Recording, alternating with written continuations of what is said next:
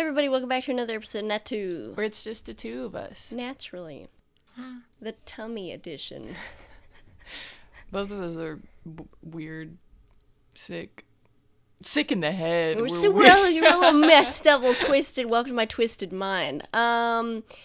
We both ate something and or potentially the same thing or different things. Who knows? We're both like tummy ache survivors right now. Yeah. Survivors of serious tummy aches. Do you ever like go to an establishment by yourself, maybe to like hang out and get some work done? Maybe like, writing a Dungeons and Dragons podcast. Mm-hmm. And it's like you and like one other person, and you feel so aware of the fact that you just keep getting up to use the bathroom, and you're like, I bet everyone knows. You know what I mean? Yeah. No, I mean, look, people don't like care about you. You know, like that's something that I have to like hold on to is like nobody cares about me, and that's great. Yeah, I know what you mean. Wait, strangers don't care about me. Strangers don't care about me. People don't notice things usually. Yeah, that they're not looking for. But the thing about it though is like I feel like it's being noticed, right? And so in order to like play it off, it's like when you're walking the wrong way down the street and you notice all of a sudden, and then you have to make a big show out of like turning around, and you're like, shucks, you do like a little like a look around, and then you have the like gesture moment of realization that you're going the wrong way, and then you turn and then you kind of like laugh. Just me. Like I felt like that's what I had to do is like me and the world are in on this joke that I'm having a tummy problem, and so you like stand up and you're like, shoot, gotta go use the bathroom again. Yeah, but like with only gestures. Like I mime the experience of that. Like I'm just like, anyway, and then I think that you make it more noticeable by doing that. Do I? That would be surprising to me. There's the only other guy in the cafe was sitting directly behind me, which by the way, directly behind me. You hear that? It's the monsters that live in our house. The only other guy in the cafe was sitting directly behind me, and by directly behind me, I mean on a table. Not a table. He's sitting on the table. Sitting on the table. He's like cross-legged, staring directly into the back of my neck, trying to set me on fire with his mind. He's sitting at the table behind me, which is a perfectly okay and fine thing to do, but I'm very aware of it. And did he sit there after you? Yeah. Oh, okay. Do you feel like that's odd? No. Me neither. Anyway, I can't tell if you're... I made the decision the moment you told me what you thought.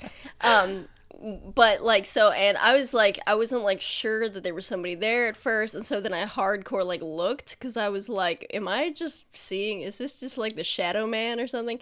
And I looked, and it was a guy, and I, like, kind of looked, and then didn't, and then I looked again, like, full-throated look, like, unabashed look, and he looked up at me as though to say, yes? And, like, did you recognize who I was or something? And I was like, I just, like, turned, and then I felt awkward about, like doing that, and then going to the bathroom, I don't know, and so I went and got some water, and then a few minutes later, I went to the bathroom. You have... Then I used the bathroom, as one does, and then I came back to my seat, and then, like, 30 minutes later, I'd use the bathroom again, and the whole time I was getting up and, like, going to go use it, I had to, like, say to myself, don't look at the guy again, because I wanted to, like, interact with him about it, and be like, just me using the bathroom. I don't know why, but I had to be like, don't do that, that's freaking weird, and I think it was because I was like, don't do that, my brain was like, oh, we gotta do it, we gotta screw her, You have such social anxiety about I have this. something. You're like spiraling right now. Some sort of something. And then I had to get up to use it like more times. And then one of my coworkers came in, and I like tried to make eye contact with her because we usually say hi to each other. Holy freaking goodness. Hi to each other. We usually say hi to each other. And I like didn't, so I kind of just like waved at nothing. And then like the guy was like sitting behind her, and then I was like, don't look at him. Sit down, write the podcast. Anyway. Do you ever? You know what I mean? No. Okay. Well, we're having a tummy time is the short version. On a more D&D related note, I realized that I'm a fucking idiot. And I still don't know how to play this stupid game. I love it so much, this game, so, you know, hopefully that counts. Hopefully my enthusiasm counts for something. All of the, spoiler alert, all of my characters except for Mioxea, which fair, because she was just introduced, are leveling up after a long rest. And I was going through all of them, doing it, whatever, and I was like, wait a second. For some of them, it says that they get an ability score improvement. And I was like, yes, this has happened before. And it suddenly dawned on me that an ability score improvement is an improvement to the base scores of your character, not a specific skill. Big brain moves. And I was like, I've been fucking doing this wrong. I've just been improving like a skill instead of improving like charisma or intelligence or whatever. And I'm like, fuck. So, because it would take a lot of frickin' work to go back and remember what I specifically increased by whatever, because, like, you know, there's proficiency bonuses and racial, like, skill improvements and stuff like that, so I'm like, I don't remember what I chose for, like, I can remember what I'm proficient in because they're highlighted, but I can't remember what I chose for, like, a racial improvement or for literally just a class improvement, like, oh, you could choose one of these skills to increase in. So what I'm going to do now is, from now on, when they level up, their ability score improvement will be their actual ability score and not just a skill. So. You're welcome. Look, you guys already know what that deal is here. Honestly, like, whatever, you know? They have pluses and it gives them limitations. That's the point of a skill score, is it not? You know? So whatever, and honestly, you know, I'm just screwing myself over. I just have one skill that got improved instead of all of my charisma skills, you know, or something like that. So I'm just making it harder on myself. Truly. She's just making it harder on herself. Yeah. Yeah. Making it just playing hard mode D&D. Yeah. So, but I was wondering because, like, Yezi has a plus 20, or like her I think it's charisma. No, her dex is a base 20 score, so it's plus 5. And I was like, how the hell wait, I can't roll that high for, like, 6s. Because I fast charactered Yezi. She's the only one that I did that to. Because she was such a high level that I was like, man. Yeah, it's a lot to figure out. Yeah. And I was like, how did she get a base dex score of 20? And I was like, oh, it's because she's gotten to level that up. Yeah. Yep. Stupid. That's okay.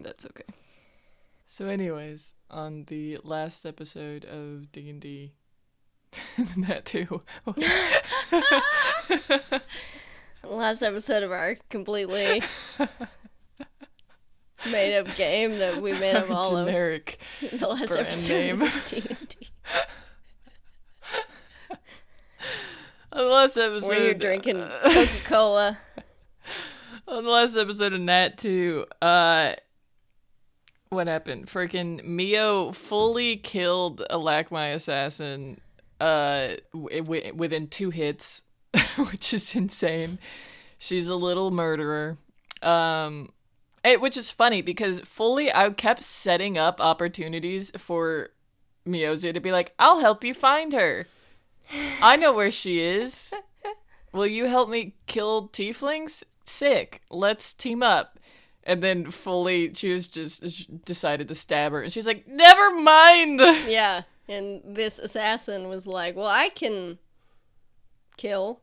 Yeah. Like, I don't need you. I don't need your help finding her or killing. And then she got killed about it. Yeah. So, don't make me upset. And then Mioxea was like, cool, are we, you and me, friends now, Viteal? Let's go hang out. and find some more tieflings. I think that Mioxea is going with Viteal because she's like, I want to meet the person who killed the tieflings, and then maybe they've seen more. And then we could find more and then kill more of them. Yay.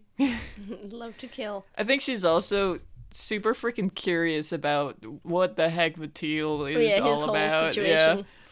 Hallen and Vahrae had a conversation about what was going on. Vahrae found out that he has been robbed.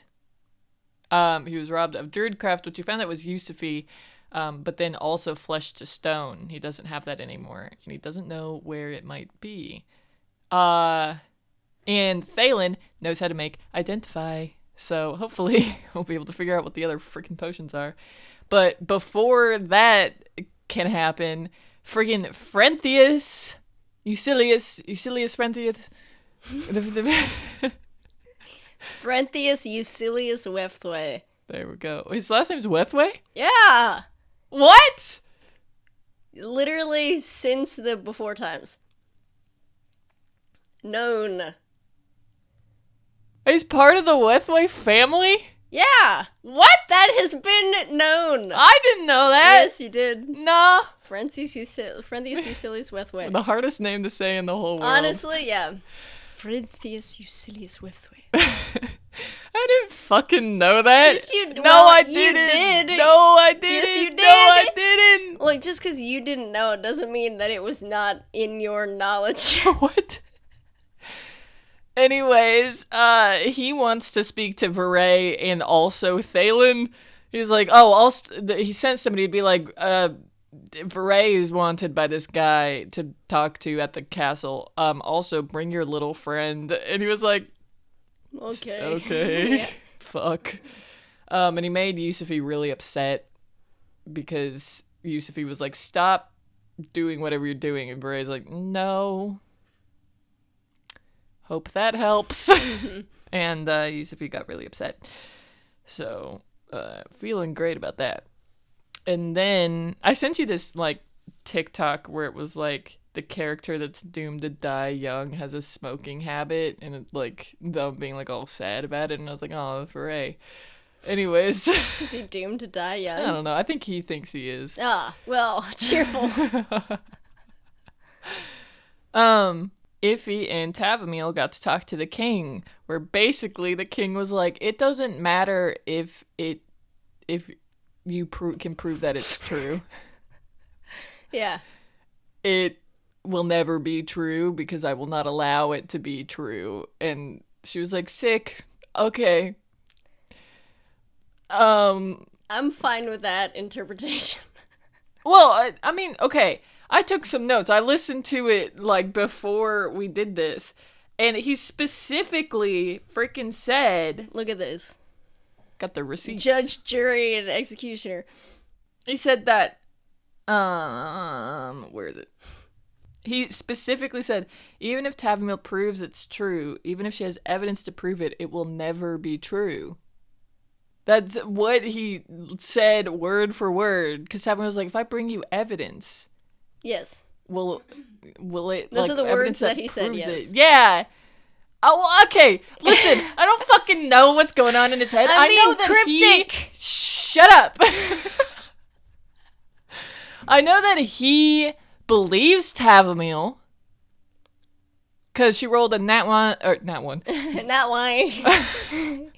Because she rolled a 19 insight check onto him, like being like, he believes that you're in danger and he wants to keep you safe. So he has to believe her on some level. And he kept saying, it doesn't matter what I believe. It matters what the people will believe. And it's easy for them to believe that it's Lucien. Not easy for them to believe this, which you would have to start a war about. Which Tim was like, not necessarily. Isn't there like inside taught, like sit down, have a meeting, be like, listen, hey, what do you want from us? And what can we do? What can you do for us? And what can you do for, you know? Anyways. That works. So, I mean, she's like, cool, you believe me, but you're not willing to make everyone else believe, or at least that's what you're making it seem like. Now, what am I to do? I don't know. stay here, I guess, for a little bit and try to figure out what my next steps are. Because also, you won't just let Lucien disappear.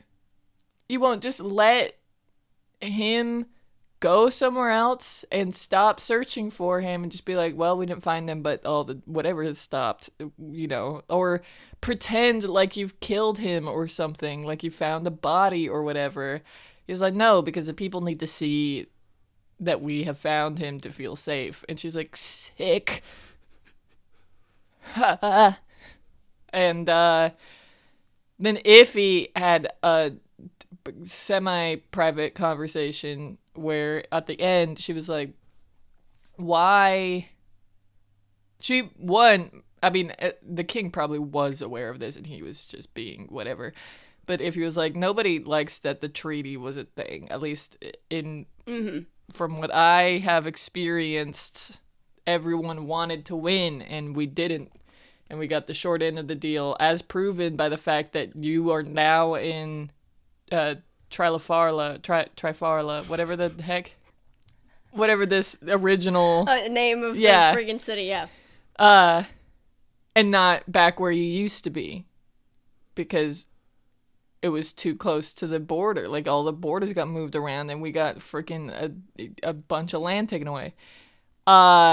So, people aren't too happy about that. Why, if the treaty is good and you want to keep the treaty, were you publicly growing a water clary farm? Like, wouldn't that just be a declaration of, like, I'm prepared, I ready, like, I think that something's going to happen, that I need to have all this, whatever? And he was basically like, no, I mean, I'm not gonna not have, what's it called? Implements of war at the ready, because then we would be caught off guard or whatever. And she's like, okay, sure.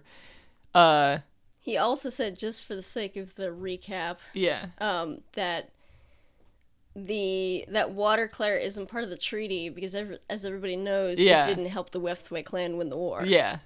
The Wethway deny their... So I'm free to do as I like with this thing because it apparently is completely meaningless. And then Iffy asked about Valsuit being around and whether or not he knows anything about that. And basically he was like, no, the police are doing that. And she's like, sick. All right, well, thanks. Bye. Thanks, Mr. King. Yeah. Overall, like, net zero success. Also, Tavumile got a sending from Lucien telling her that they were going to Hallen, and also that that's good. He loves her and was crying, so... Well, the last part's not good, but the rest is good. Yeah. You convinced him to go to Hallen against all freaking odds. Yeah. So anyways, let's get into it. What character sheet do I need up first? Mio. When last we left off, Mio and Viteal, they were chatting about various things, having just Mio just dispatched to the afterlife one Lock My Assassin, talking about this and that, and you're talking about various things with Viteal. Just your two voices joined together in a rousing duet, having both just discovered your love of singing. You both end your folk song with, "Oh, heed the call, the mighty call of Grimace!" And you shatter, the trees around you rumble with your voices screaming. If any of your satyr brethren could see you doing this, they would be extremely surprised. I would be killed. Not really, but... What, for singing about Grimace? I think so as well. He, like, looks sheepishly at the sky, like, not sure if he's, like, really about that. Oh, so, you're coming out from the forest to have a bit of a chat with with me of all people. You're not an orc. Well, no, I suppose not, but as I've, set a legend. You don't sound so legendary, screaming the place down with me, singing about an orcish god. Am I supposed to be legendary? A lot of people don't believe in you. Believe in me, or I didn't believe my eyes when I first saw you. As you know, I said you weren't real. I'm struggling still to really. Mio is real. Right. I believe you, don't get me wrong. I'm just a bit, again, taken aback. Well, What's made you so bold, I suppose, is my question. Curious.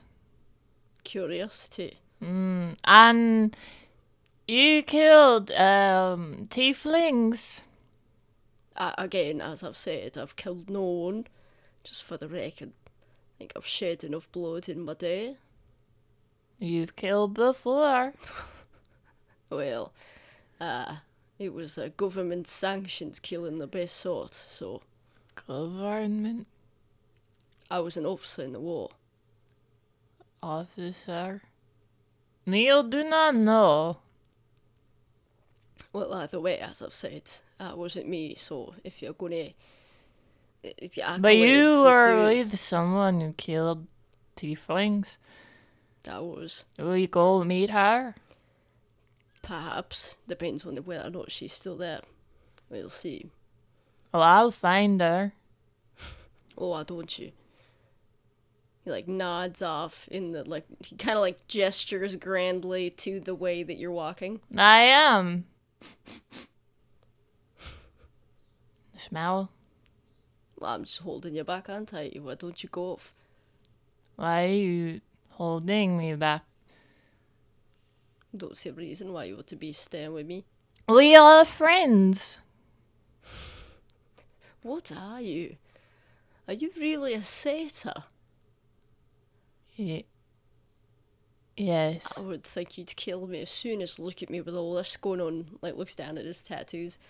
Coming out of the forest, making friends with me. We are friends. You try to have that one back there and not kill me. Well, of course. What are you? Forgive me, I'm not well versed, but you seem quite young. I'm 18. How long do satyrs... What's your lifespan, if you don't mind me asking? How old are we? Yes. We die young a lot of the time. Oldest person in my home is 54. Well, I suppose, yeah, then you're young. I don't know, it's not right, is it? Was not right. What, I kill you? Got no reason to. You're not hurting anyone. It's just in a way. Besides, I've not got... Well, I just killed. I think that hurt. I suppose it did. Maybe she ought to have helped you. Well, you're just She defending tried. yourself. I suppose she did. It's more fun to walk with others. I suppose. You've got none of your own to walk with. Mio does not know where New he is. Who? Where? Who? What? New he. Who's that? One of your little friends or something? Mio's sister. Ah, I see. And you two on the hunt for tieflings. Yes. Interesting. There's a lot around here. You were saying that. What do you expect that is? Mio does not know. Where are they? Relative to where we are, do you know? Apart from the 3 that were killed. Last time I could sense some tieflings that were within the 6 miles. Yeah. And then also Fae, but like a winter one. Mm-hmm. Okay.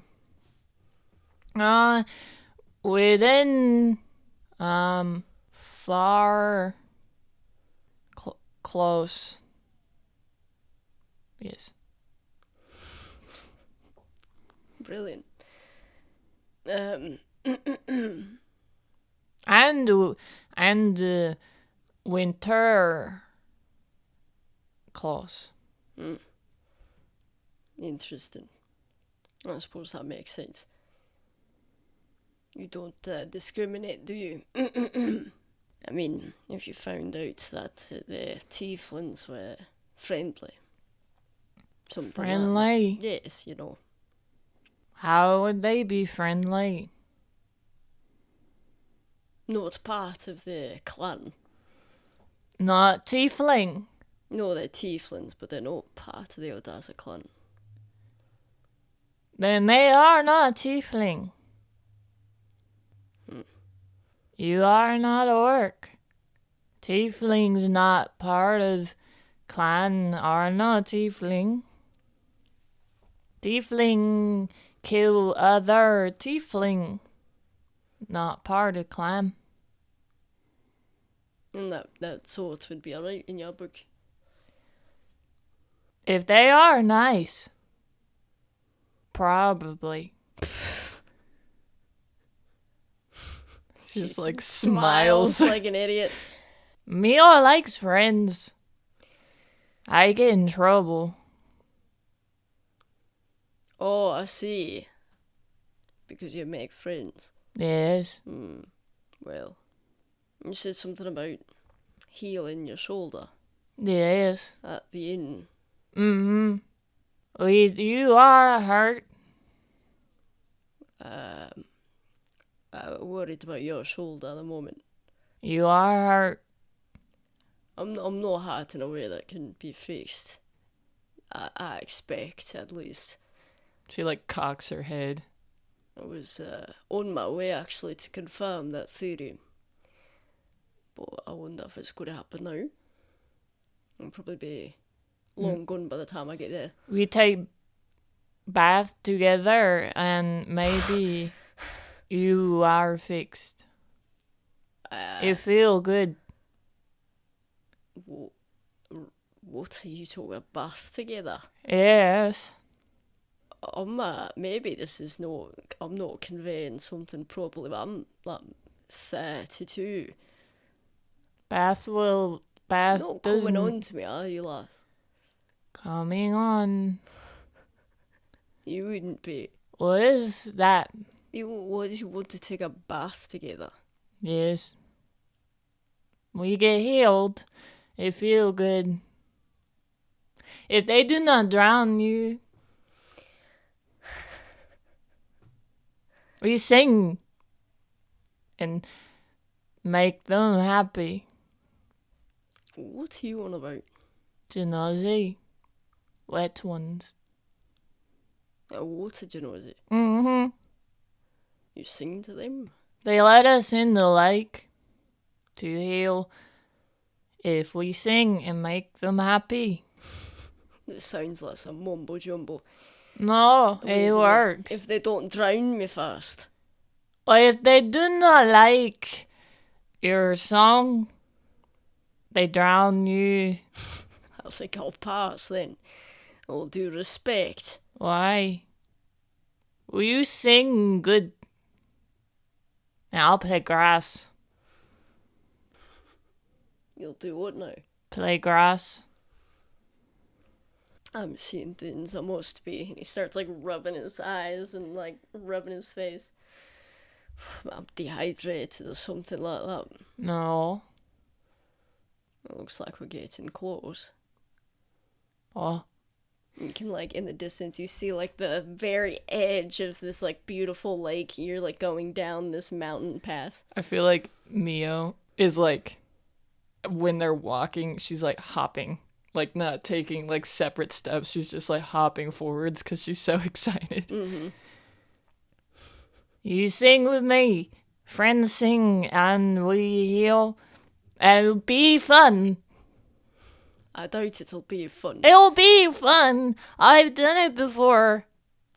Well, I've got to talk to... Do you want to meet the person who... Yes. We ought to meet her first, before all that. Alright. Is she also Genasi? She is. Like one back there? Like the one back there. I expect, though... Will she try to kill me? I don't think so. Good. I expect, though, that they'll be gone by then. This person and anyone else. They'll. Yes. She's going there to meet some friends, as I said. Oh. So, I expect it'll just be us. So. Okay. We still heal, and then I find her. Mio knows what she smell like. I think you ought to... If she's not there, I think you ought to give it up. Why? Because I think you're playing a dangerous game. Dangerous. I think your family are right for reprimanding you for making friends. Why? Because you get involved in something you ought not to be involved in. Tieflings? Yes. I supposed to be involved. I was sent to find. Not just tieflings. Not tieflings. Orcs. No orcs. No, other than me at least. You are no orc. Right. Your head bad. My head is Knocked bad. around. Once or twice. Do I look it? Anyway. I'll keep on. I'll see what we find when we get there. And, suppose we hope for the best. I don't know what else I'm going to do. Suppose I can't ask you to just turn around and go back to where you came from. No. Well? I come from here. Do you? I live close by. And you've never seen one of you lot before. We're good at hiding. Some of you are. If we get there, maybe you can meet this person I was hoping to meet as well. You said he's close, so... Oh. You'll find out when we get there. Not that it'll mean anything to you, but... It could. Can do something about your shoulder without risking being drowned. Oh, the water like my songs. Oh, so you're not in danger? No. Well, as I said, we'll keep on keeping on. Keep on keeping on. Viteal nods. Mio like mimics him. When you said Viteal, they like my songs. Viteal's like, well, give us a taste. And we just done one of my songs. I hear one of yours. You want to hear one? Sure, why not? Blue Lothy song? He nods. Oh.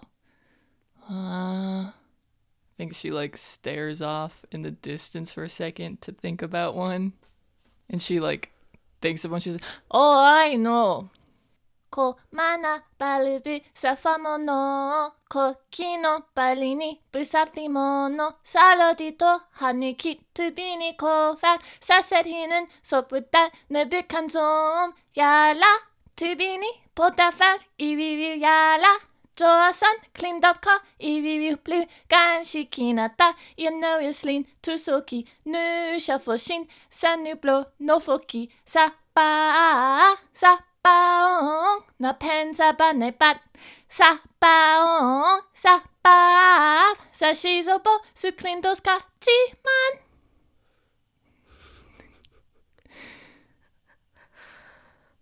Goodness.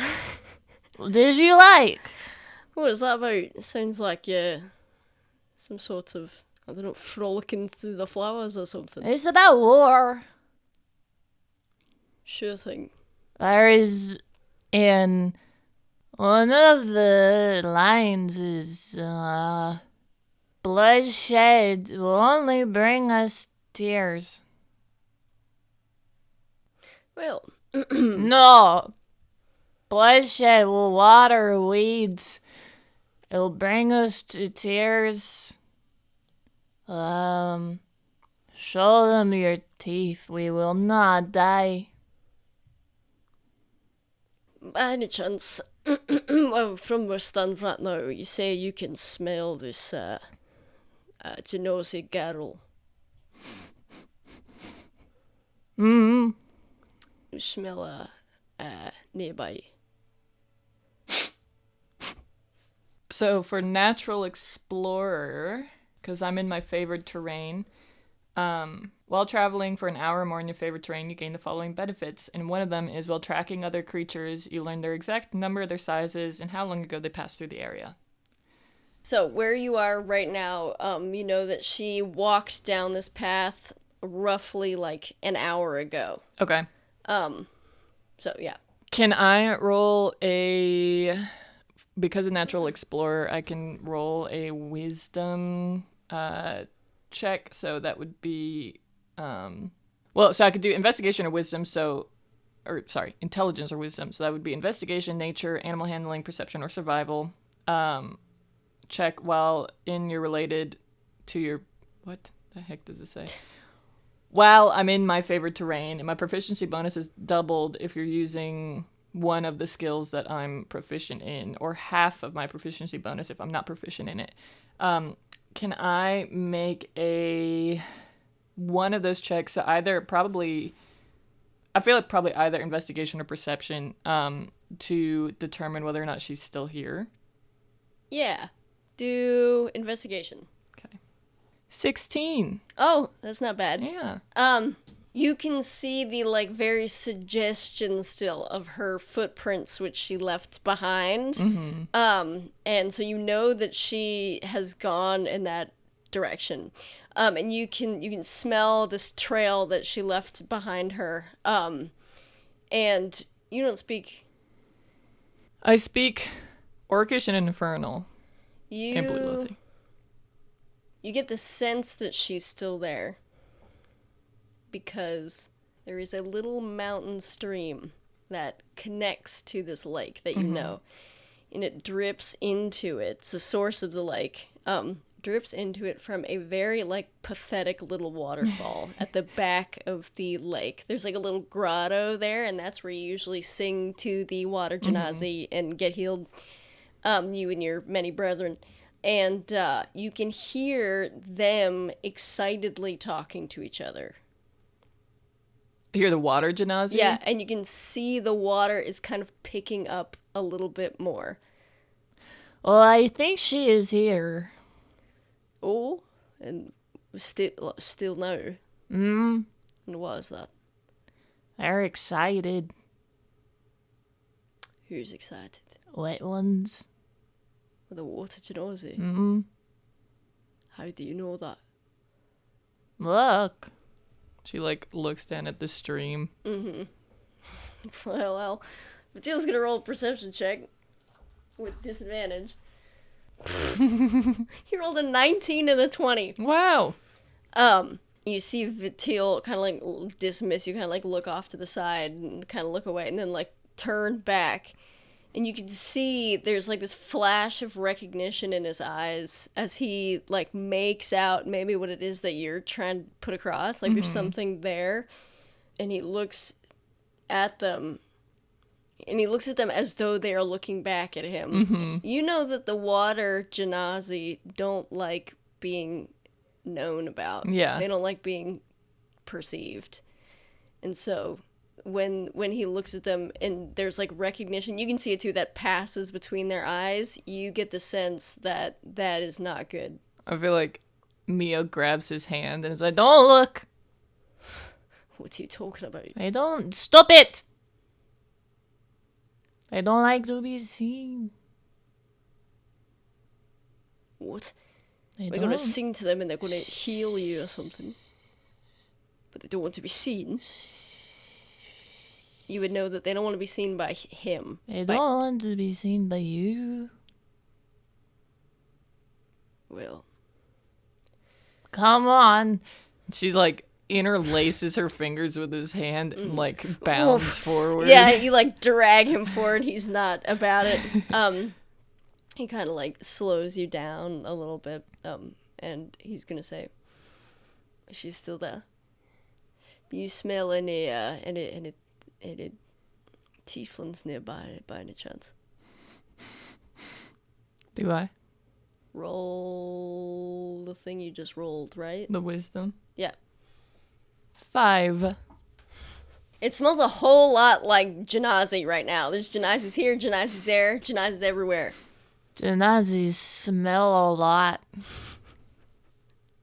It's hard to smell anything Viteal else. turns to the babbling brook and said, "She said it, not me." Shh.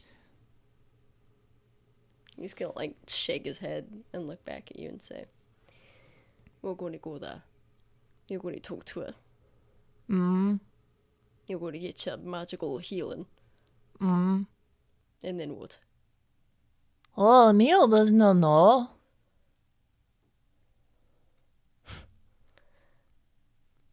I'm excited. Would you believe her? She killed tieflings, didn't she? Ah, Would you believe her about... There's other ones you said. Other satyrs about. Are there? Correct. nah, They're looking for tieflings. nah, Just any tiefling. yeah. I suppose they wouldn't stop and chat, would they? No.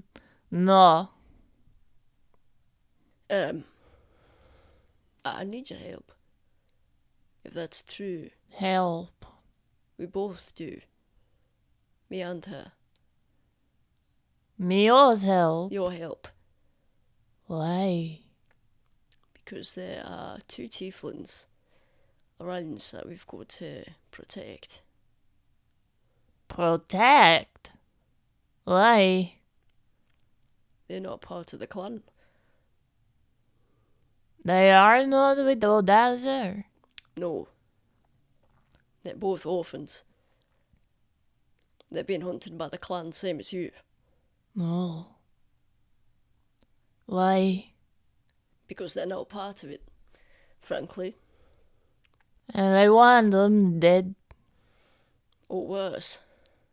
Worse? But they, Eaten? whatever worse means to you, this should be passing through this area, I imagine. Either. Look, either they're there now, they've already left. If you say she's still there, then I doubt it. Or they're not there yet.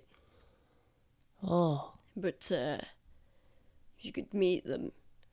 Have you got a way to tell others that they're not to be? Yeah.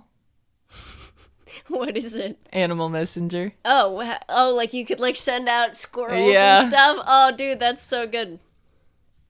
How would you identify them? What do you mean? By looks or by scent? Or Identify who? how would you tell the other people, the other satyrs, which tiefling it was that they weren't to mess with? Oh. I don't know. Well, I have to see them. And hear them out because maybe I might have to kill you might have to kill what? them. If they want to hurt me. They won't want to hurt you, I can assure you of that. Mio will see. Well, it's a gamble I'm taking, I suppose. I suppose it's not really my gamble to take. Well, come on then. Oh. And you keep walking down the little pathway. Down the little pathway. Down the little pathway. And then we cut away to a little room It's not palatial, even though you are in technically a palace. But it is sort of neatly, decorated. It's very fine. It's just sort of small, just some quarters that, there presumably are other people that are going to be staying in the castle who have priority over the room selections. Can I ask a question? Yes. So Vahrae and Hallen were summoned to the castle. Yes. Right? And Tavumile and Iffy had to wait a little bit of time before they were able to talk to the king. Mm-hmm. And then the conversation with the king took a hot second. Mm-hmm.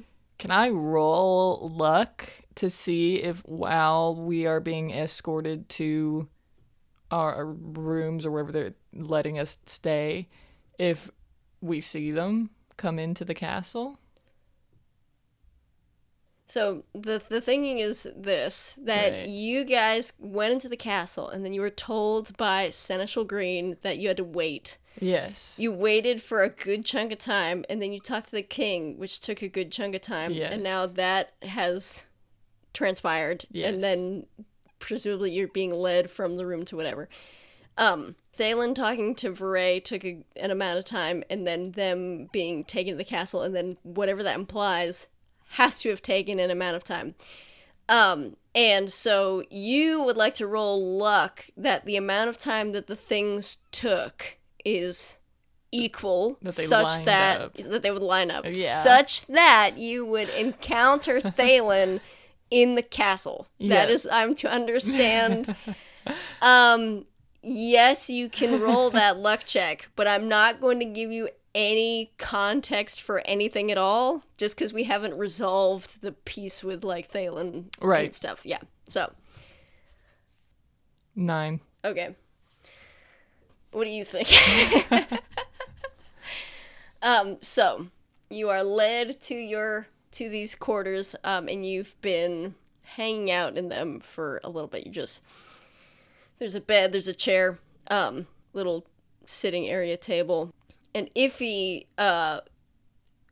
there was talk of her also having her own room, to which Iffy said, I would rather stay with Tavumile if that's all right. So you're going to be staying with Tavumile. Easy peasy.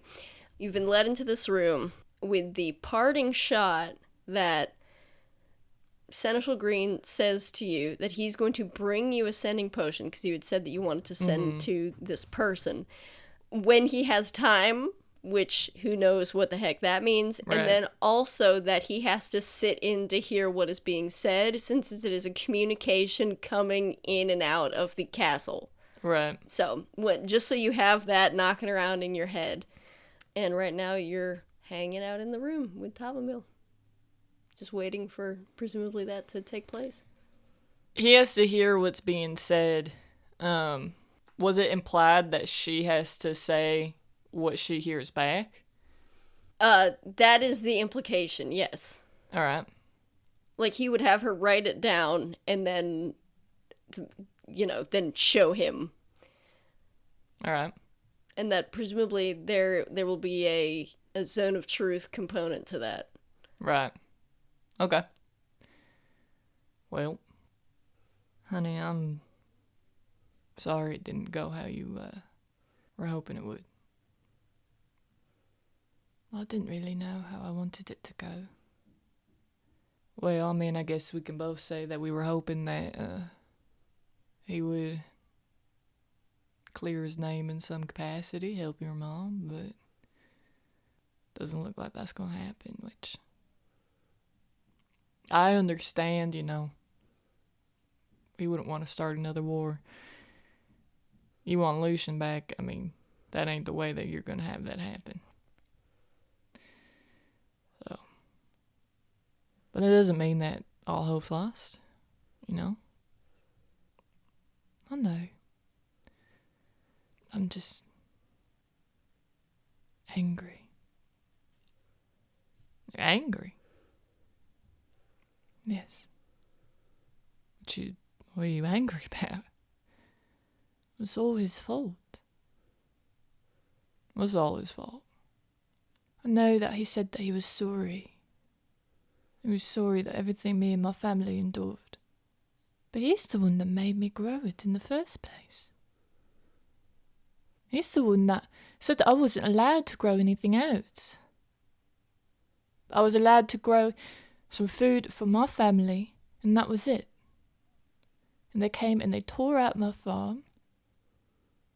They took everything out. They sent a bunch of people the day after I went to the castle to try and give him this. They took everything out and they put up a bunch of signs and fenced off my farms and told me that guards were going to be here every day. And I just had to keep growing it. And I did. I've worked every day of my life. Rain and the snow. I fixed fences during thunderstorms because I didn't want anything bad to happen. Every time that they came to pick up something, I had it all ready for them. I got nothing back. And now he's sorry. And that's all he has to offer. I don't think that's fair at all. It doesn't matter if you're sorry, if you're not trying to fix what you did. He's not trying to. He said that people have the right to remain innocent until proven guilty. That doesn't apply to Lucien at all. Everybody already thinks that he's guilty. They think that is proven. It's not. I just feel so angry.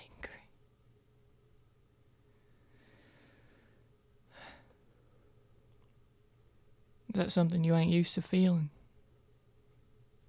I don't know. Not like this. Yeah, well. Tavumile, honey, I hate to say this, but it ain't just his fault. What do you mean? Life is made up of a bunch of choices. I know you've probably heard me say that before. And, regardless of how you came into contact with water clary, you decided to grow it first. Nobody made you do that. Now, I understand that you were facing some tough decisions, some tough choices, but the choice that you decided to make was to grow this and bring it to the castle. Show them that you knew how to do that. Part of that choice is accepting the consequences. It looks like the consequences shook out to be this. Now, I'm not saying you gotta be happy about it. I'm not saying that you gotta sit back and do nothing about it. But what I am saying is now you got different choices. And you gotta take responsibility. You grew this. People decided to burn it down. Decided to hurt your family. You said that people can't be sorry if they're not doing anything to try and fix what they broke, right? Yes. Well, you're trying to fix it. And it looks like this plan didn't turn out the way that we hoped it would. So now we just gotta think of the next one. Just because we got choices doesn't mean everything's gonna go our way. Just means that we gotta accept it. You know, I joined the war. I had plenty of opportunities to leave. And I didn't. Part of joining the war, making that choice, was sacrificing half of my sight and hearing. And maybe some other things that I'm just now finding out about. I don't like it. In fact, I hate it. But I chose it. There was always a potential. And it's on me for not fully considering that. So, I didn't want this to happen. I didn't mean for it to. I know you didn't mean for it to. I didn't mean for this to happen. She, like, gestures to her face. But it did. Just because it did happen as a consequence to a choice that you decided to make doesn't mean that you're a bad person. It doesn't mean that you made a bad choice. You made the choice that you had to make, that you felt like you had to make. You made a choice that worked at the time. Now it's a different time. And time is going to keep passing. And the best thing to do about it is to move along with it. You're going to have to keep making choices. We just got to figure out what they are now. Okay. Tavumile just kind of looks down at her hands. And you know that Iffy's giving you, she has to be giving you solid advice because of the amount of life experience that she has. But it's really hard to pay attention to what she's saying because of the white-hot current of rage just, like, running through Tavumile's soul right now. Mm-hmm. And it's sort of coupled with something that maybe Tavumile doesn't understand as this, but a modicum of irony as she recalls that fateful evening returning from her trip to the castle town, during which she brought Water Clary to Timber Talentha for the first time, and he told her that he was requisitioning her farm. Sent that every single time that Tavumile went to the castle town, for whatever reason, I want to say castle town, for whatever reason, Sent that always took her, mostly because he has a carriage. But Lucien, for whatever reason, never came with her. So this is one such event. So she comes home, it was late, probably like 8 or 9, which would be about right, but still, you know, that doesn't happen, you know? Yeah. And so you're approaching your home. You can see outside the ruined fields and the fences that you tried to fix, and the flooding in your little house with, you know, some oil lamp situation going on with some, you know, the lights on the lower floors, you can imagine. Your mom and Lucien are just waiting up, and the carriage is pulling slowly towards your house, and at length Sent that has shut his mouth, and so it's just quiet. And what was Tavumile thinking about? Whether or not she made a mistake, because I don't think that she meant for it to mean that. I think that she meant for it to be, I can grow some of this for you, but I'm still able to offer something to the castle, even though my fields of whatever, like I'm still contributing, and so I hope that means that I will still be protected. Yeah, it was something to, like, sweeten the deal, since they had stopped accepting crops from your farm. Yeah. And then there was the earthquake, and so then you really didn't have anything to offer in the first place. And this was one of the only things that you could grow in a large amount, enough to sell. And so you were trying to... The context is that it was her last-ditch effort to kind of find favor with the king and the royal family and the Talentha government, because her fields were flooded and she wasn't able to grow anything substantial. She didn't have anything to offer in any way of, like, tax.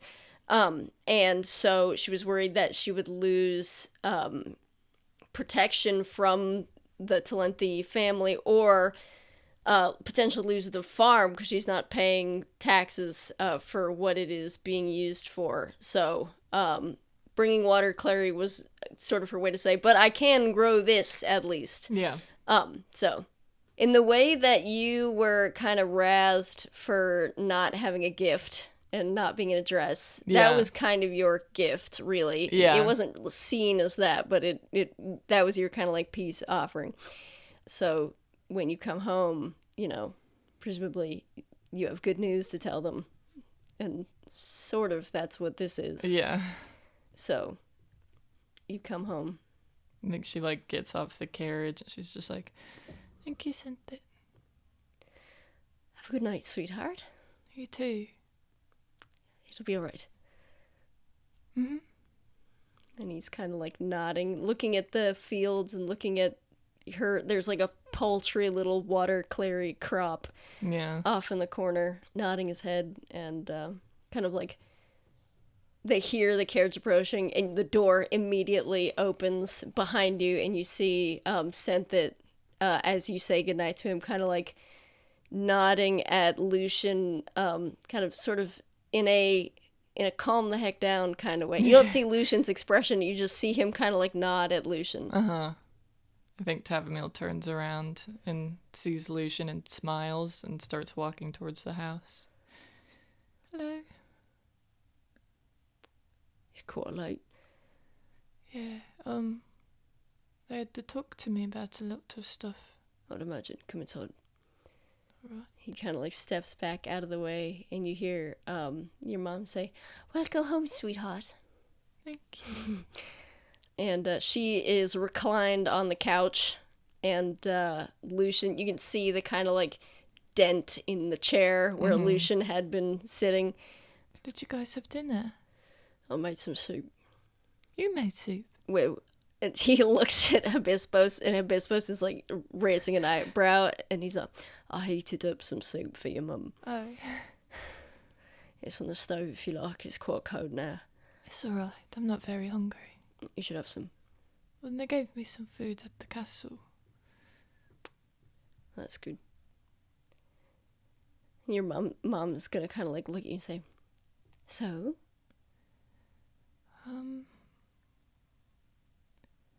Well, I feel like she goes and she like sits on like a little chair that's like next to the fireplace, like where the couch is. Mm-hmm. Lucien also sits down like on the chair he was sitting on before. I don't know if it's good or not. The king I got to talk to, I didn't know that I was going to talk to him. You talked to the king? To Tinbra? Mm-hmm. Oh, well. I mean, that's got to be something, isn't it? Yeah, he's quite nice. But I talked to him, and then afterwards I talked to, it was him and his wife, and... Tell me, you're killing me, what did he say? From what I understand, they were using a lot of words I didn't know, and they were talking really fast, so I didn't have time to ask, but I'm only allowed to grow this now. What do you mean? Tomorrow they're sending a bunch of people to clear out the fields, and I'm supposed to let them know where and how to plant this so that all my fields are this. And I guess they're going to put up more fences and signs, and guards are going to be here, and they'll always be here, I guess. What do you mean? What do you mean, all of the fields? Yeah, all of them. What's acres of land? Yeah. What, just out in the open? I guess so. I mean, he didn't say anything about moving my fields. He said that I could grow a little bit of normal food for us.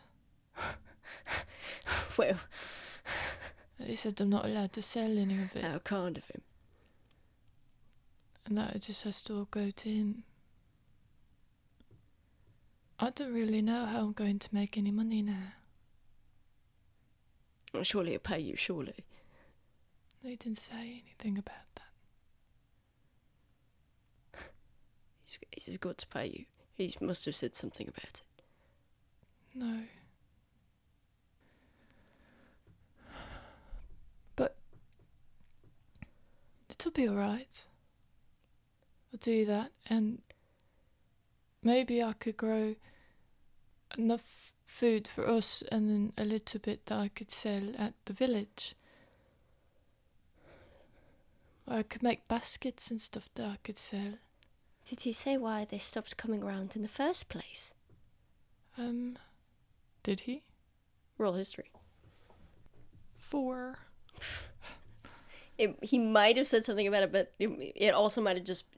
He might have said something that might have been mixed into all the other stuff. You didn't really pick up what was going on? No, I don't think so. You don't think so? Well, a lot of people were talking and a lot of stuff was happening. No, I should have gone with you. Bloody Synthin. But that means that we're alright. We'll be okay. So that's good. That will still be protected and stuff. I just didn't think that you would want all of my crops to be this. Well, that's good.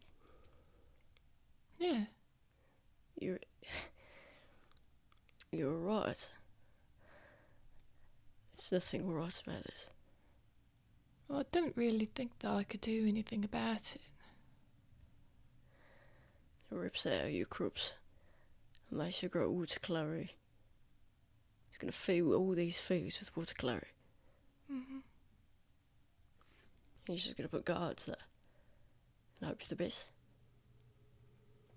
I don't know, I guess. You can't say anything to anyone about it. I mean, who knows if they'll know what it is. I don't really know what it is either. I know that they could use it in war, but... Yeah, it can be dangerous. Well, even if we don't understand it, I'm sure the king wouldn't put us at risk. Are you sure? Well, I don't know why he would. I don't know either. I just can't believe it. All of a sudden, they stopped coming round, and then... Well, maybe it's because I couldn't really offer anything nice. Doesn't matter why. Because now they only want you offering this. I guess so. I don't know, it'll be alright. Really, I mean... He's putting you two at risk. We can all agree that that's true. If there's guards, then there's a risk. I guess so. I mean, you know... Bloody soldiers. You're citizens, he's meant to be protecting you. I didn't think you could sink lower. What do you mean? He was in a private farm to grow his... whatever he wants it for. Plays little games or something like that. It's little games. What could he be using this for? I don't know. What could he possibly want this for? I don't know. Is there a treaty? Doesn't mean anything to anyone. Is this for some little game? Lucien? Well, it is. I'm sorry. You don't have to be sorry, sweetheart. It's not your fault, it is. I brought it to him. I just really didn't think that he was going to do that. There was nothing else you could do, I mean... She looks at Lucien. You can't do this forever. Lucien is basically like financially supporting you guys. Yeah. Since there's nothing else that you could have done. I'm not saying it's your fault, I'm saying it's his fault. So you want a party or something like that? Just a novelty, something that we've got now. We've never been able to grow it before, not to my knowledge, and all of a sudden we can, and you're the one. We're so close to the border. I don't know. Please stop being so angry. I think that there must be something going on that we don't understand, and we just got to trust that everything will fall into place. Is it a thing going on that we don't understand? It is exactly as it bloody seems. Just like it was, just leading us by the nose. What does that mean? There's no grand thought out plan or something that he's on top of. I will tell you that. Doesn't mean it's true. Just telling us to jump. And we've got to. Well, he is the king. He's a bloody murderer. What do you mean? He's a bloody killer. Waste of space. Using us all for what? I don't know. But this is the way that it has to be. I don't understand it. They're coming here tomorrow. I have to wake up early, so I should probably go to bed. Well, you ought to eat something first. There's been a long carriage ride back. Okay. Maybe I should save it for tomorrow. I know we didn't have that much left. And already ate at the castle. Just eat. Okay. She's gonna, get up and go to the kitchen. You can hear Lucien talking to your mom when you're in the kitchen. Finish your soup. And then the both of you off to bed once you've finished. There's some medicine on the nightstand for your sleeping. Take it with water. Lucien, I think you need to calm down. I'm calm. I'm bloody calm. Good night. Good night. He opens the door and shuts it very slowly. Mum, Yes? do you think I need to be scared? And what good would that do? None. Have some soup. Okay. And you eat your soup. And you feel at one with that anger that Lucien felt.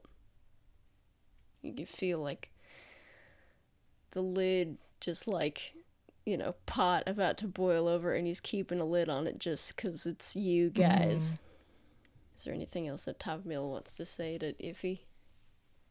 Can you talk to me about that circus you were talking about? What? The one from my hometown? Yes. I just want to think of anything else right now. Yeah. I could do that. Well, I really liked going. I went all the time, anytime I had any money to do it. When I would go, it was on the Talenti side. I used to live on the Toadsworth side until I was 10, and then we moved. My parents found somewhere that was better suited for a bakery, I guess, and they were able to afford it, so we moved. And now, the borders, to my understanding, have moved, so we're I guess we're right on the border. We're still on Talenti's side, but stone's throw away from the Toadsworth. But the circus, it used to be on Talenti soil. Now it's on Toadsworth if the borders have moved to where they have. But when I went, it was I liked it a lot because they would do it in the fall and in the summer, and during the summer they would have a lot of summer Eladrin pride.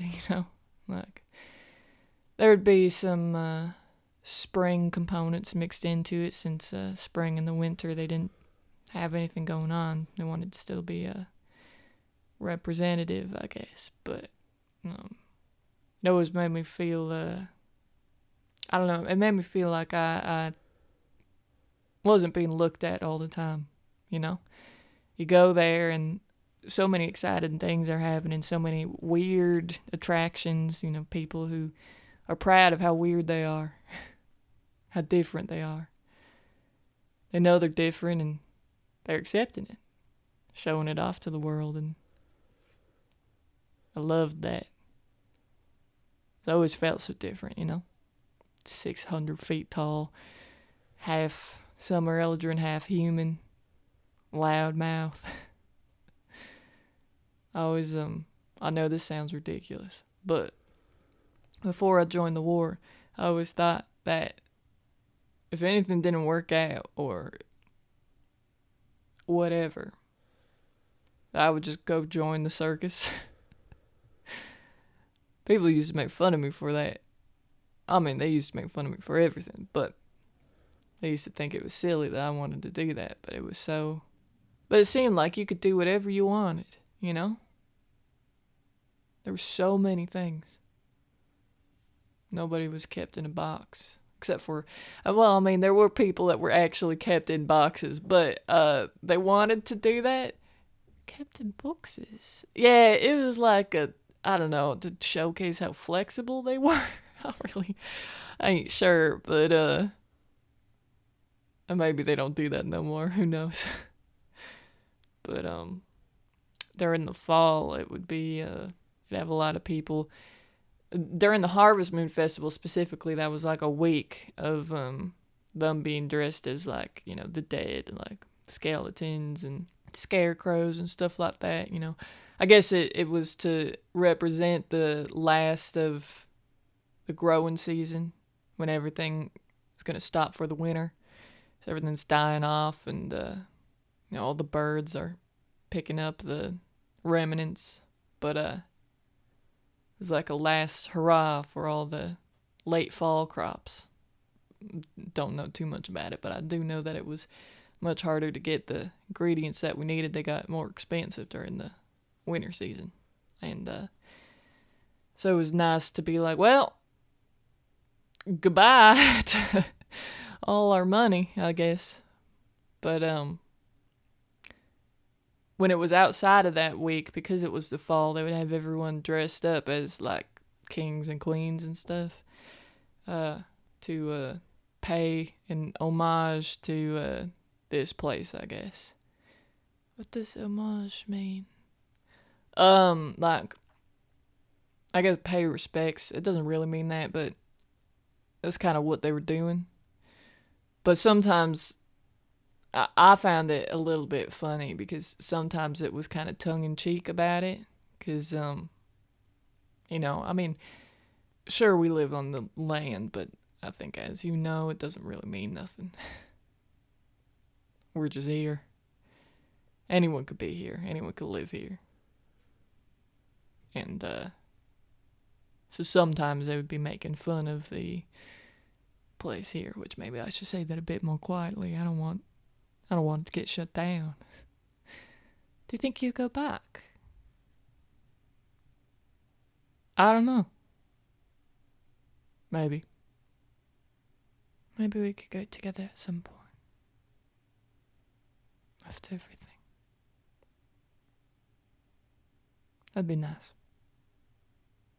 It's probably a lot different now. If it's still up and running, I mean, shoot, I don't even know. Could be dead and gone. Well, I hope not. Sounds like a lot of fun. Yeah, it was. Well, you should probably get some rest, huh? I don't know. Do we have to stay here? Did they say anything about them having to stay in the room? No.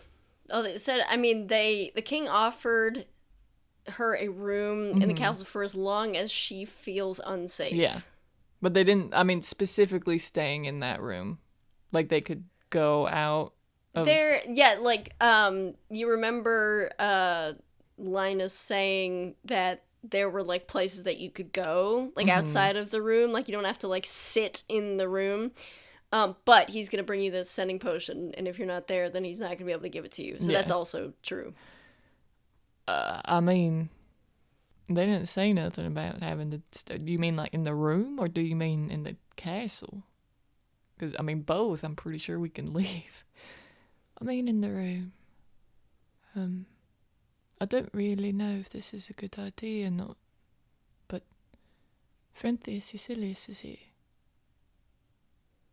Yes, he is. I'm in the castle.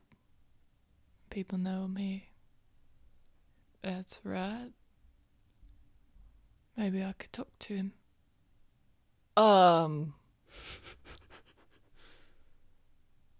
Why? What? Why? Well, you can't do anything. As long as people know that I'm here. I'm supposed to be here. I don't know if that's a good idea. Well, I said I didn't know if it was. Alright, well, yeah, okay, let's think about this for a second. You're angry right now. That's not a good emotional state to be in if you're trying to have a conversation that is potentially, most likely, delicate. But the other thing about that is, I'm not sure if that will lend credibility to your story. I mean, you still want him to believe you, right? I don't know. What do you mean you don't know? I don't want there to be a war. But even... he does believe me, doesn't he? That's why I'm here. Thinks that I'm unsafe. Yeah. Okay. So, I mean... so you want to talk to him because... why? You already know that the king believes you, but that he won't let it be true, or... he already believes me. Maybe. I mean, maybe I'm wrong, but he doesn't want it to be true. Because that would mean that we would have to go to war. And I wouldn't want that either. And while I'm here, in the castle, I'm probably safe. People know I'm supposed to be here. And Frenthius is here. So maybe if I talk to him, I can understand why he wanted me and why he did what he did. I'm not sure he would even talk to you. Like, I mean, the king couldn't even say outright what he wanted to say. People are listening everywhere. He wouldn't want to admit that anything that you're saying is true. Well, at least not while in the castle walls. I guess. But I could still try. Do you really want to do this? I think so. Alright, well, how about this? You keep thinking on it, alright? We wait here for the sending potion. We do that, and if you still want to do that, at least Seneschal Green will be here for that. He can find him for you, have you find him. I don't know how it would work, but be someone we could ask about it. Alright? Okay. I think Iffy kind of just like looks forward at the door and she's like, oh no. Oh no. So, as you sit there and think about Tavumile going to talk to Frenthius in the gosh darn castle, you said you're going to wait for the sending potion and then go do that. Yeah. Theoretically, is the idea. Somewhere relatively far away, and quite a while ago, it would have to be. Someone else is thinking of the exact same moment. And the words Tavumile said, Mum, do I have to be scared, or should I be scared? And her saying, what good would that do? That he heard from the window are ringing in Lucien's ears as he stares into the middle distance and hears fingers go. Lucien, Earth to Lucien. Lucien, he's like waving his hand in front of his face. Etheod is obviously there as well. And Lucien, you see kind of like awareness return to him on hand wave number 1, but he's really irritated about the whole effect, like the light being made of this, and so his eyes just kind of slowly move over to fingers. You good, dog? Everything cool? Sorry, am I just a bit distracted? I think that's fair. I'm just, I guess she's going to be talking to the king soon. I'd imagine. Here we are, sat here. Yeah, well, we're gonna get the heck out of here, and then we'll be doing something. So. Yeah. Speaking of which. So, how are... Where's Hallen at? Well, wait, hold on. Before that... No, there's no before that. Yes, there is. Okay, what's that? Yezi! Well, that's easy, no? I mean, What? we just send to her, and he kind of looks at Lucien. Oh, yeah. I mean, I guess we gotta come up with a place we're gonna meet up. All we gotta do is get a hold of her, I guess so. So, where would that be good? I mean, we could go all the way back to the gosh darn little Daisy, but I don't know if that's a good idea. No. I mean, not like inside of it, but at least it'd be a landmark. Well, but that's like so far away from... Wait, okay, hold on. Are we going in the direction... If we go to that inn, are we going in the direction of Hallen? We're going south, so sort of. Okay, cardinal directions are not my strong suit, so... He's gonna you're sitting on the ground. He's gonna kind of there's you've sneaked into a tree. Mm-hmm. There's a bark piece at the bottom that he kind of rips off so it lets a shaft of light through so that he can see. Yeah. And Fingers is unnecessary, but you can do whatever you want. And Lucien ignores him and draws a kind of rudimentary map and a little cardinal directions, and he's like, "Way, look here," and a little X. There's a little Daisy, and then this is Waypoint Town. There's the castle town. Here's the Crystalline Inn, as I have been led to understand. Hallen is to the southeast. So if we go back to the little Daisy, we will be adding on a lot of time to our trip. Well, I mean, it's a drop in the bucket, really. I mean, I don't. Listen, I've got to say, before we begin our journey, I don't know where it is. I had to get there. I know it's in the southeast. Oh, Hallen? Yes. Fuck. I know, I know as the crow flies how to get there, but it's not I know streets or... You don't know street That's funny, names or because I thought neighborhoods? that you did for some reason. Okay, well, I mean, I've been presumably Yezi knows, right? Because presumably. she was going to go there, no? Well, I mean, maybe... Or, fucked, I think. My head hurts. We can find out where it is. I mean, it's not there's not, people who know where it is. I mean, she said she was going. Presumably there's someone who knows how to get there who gave her the idea in the first place, no? Yes, that's what I mean. Oh, I see. Oh, yeah, you're very smart. So, what I'm understanding is we find her, and then she tells us... Yes. How she knows how to get there. Yes, so I think that we have to meet up with her and not just send to her. I mean, we send her a place to meet up and then we meet up with her. Yes, because she would know how to get there, hopefully, if she was going to just meet us there at some point. Yeah.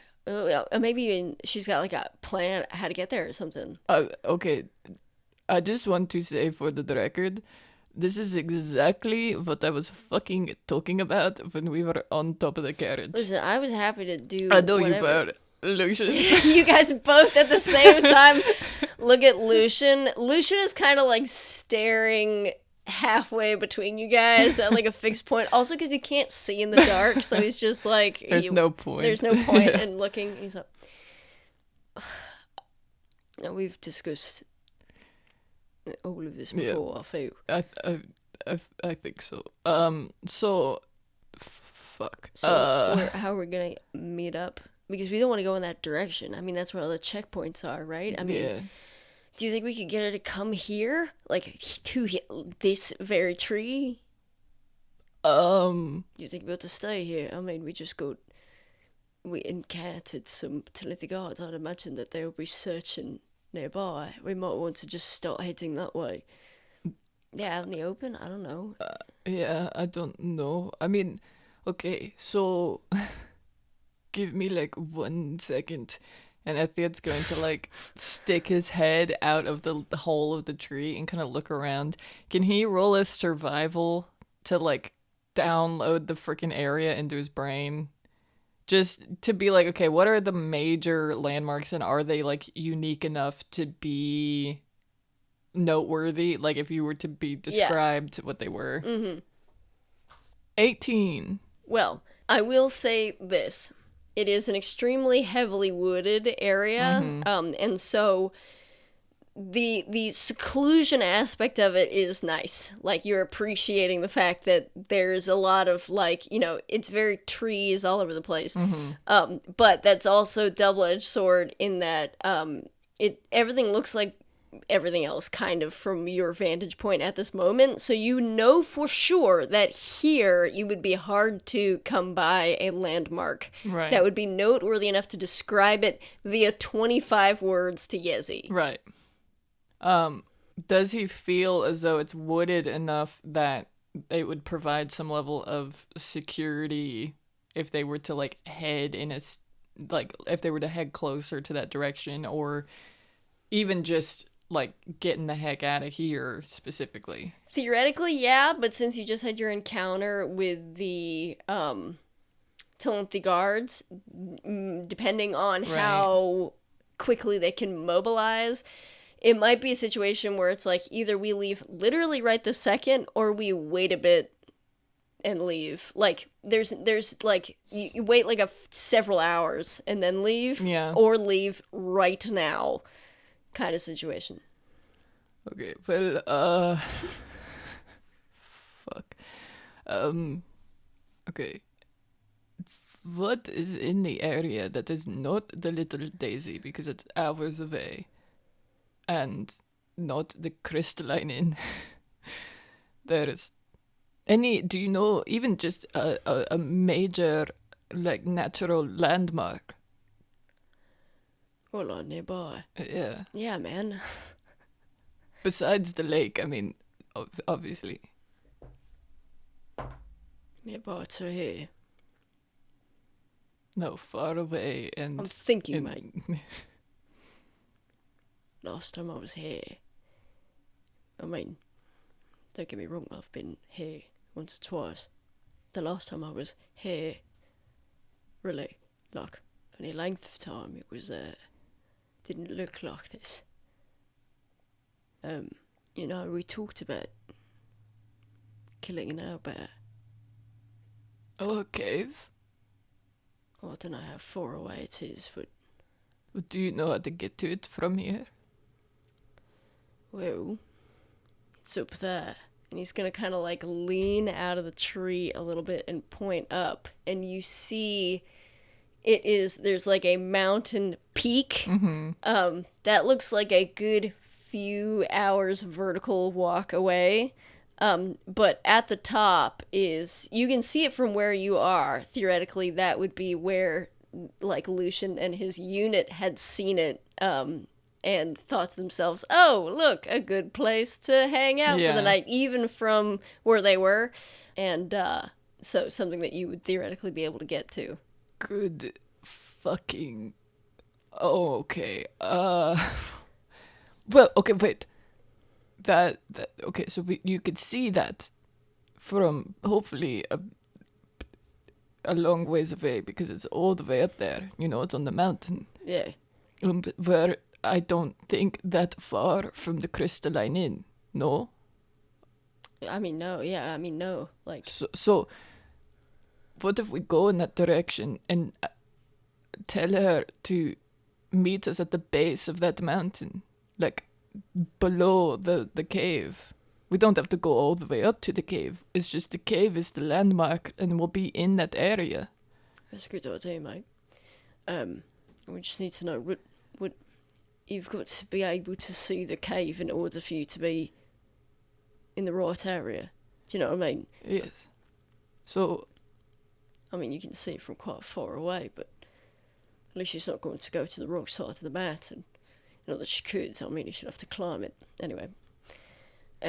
Right, well, that would be and he's like rummaging in his bag, takes out a compass, and he's like, the eastern face of the mountain. Okay. She can meet us there. We start heading in that direction. Just hope that the guards don't catch wind. Yeah, I mean, I think that's good. We'll meet up there, and then she can tell us how she knows how to get to Hallen. And then we can go. Yeah. And hopefully she can tell us why the fuck we were going to go there in the first place, too. Yeah, that would be good. Yeah. Yeah. Right, so meet up with Yezi, and then we just head there. But I know it's far, I mean, quite far. Hallen? Yeah. That's good. What I mean is, like, days of walking. Well, that's good. I mean, we just gotta walk there. Mm-hmm. And I mean, I would imagine this is like the hot spot right now. Everybody thinks everything's going on right here, talking about more places getting burned down. That's going on here. It's not going on there, I mean, they specifically said there, and honestly, they have a lot more knowledge about what is even going on than we do. I'm not saying let's not go. I'm just saying. I know, but what I'm saying is that days travel, and I understand that for some of it we'll have to be cautious, but I think that we'll reach a point eventually where it will be more okay. I mean, get to ride with someone somehow. Maybe. I don't know. That has fucked us over. It has. Maybe we don't get right. Yeah, I think. You know what, gang? What? I'm having a thought. I think that we don't tell anybody else anything ever again. I think that's a good idea. That's so good, because I feel like the last time that happened, you can correct me if I'm wrong, a 10-year-old, and I know we didn't tell him anything, a 10-year-old blackmailed us into letting him come with us just for the sake of it. Yeah. And his dad was like, not cool with it, which I get. And me telling you all what was going on is what got you all into this mess in the first place. No. No, well, yeah, but I mean... Well, I think... I just want to say, I got a girlfriend out of it. So I've suffered... I know that my family... Thank you. I know that my whole family... Well... You know what? That's not your fault. You know what? Both of you have gotten girlfriends out of this. I'm seeing a pattern here, and that's odd. Well, buddy. No, You're on your way. No, no, I'm not. Well, knock on wood or something. I do not want that to happen. Right, we agree that no more talking. We've got a story, we stick to it. You're a dark elf. It's cave elf. Drow elf. Sorry, drow elf. You're Jimmy Ramar's drow elf. What? I was copying the way you said it. Oh. I had some sort of brain problem. You're a human. I think I look the most like a human out of any other kind of thing. Okay, so there's that. And I'm a human.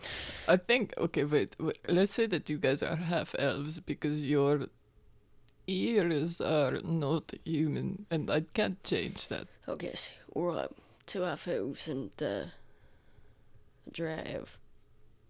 And Why are we traveling?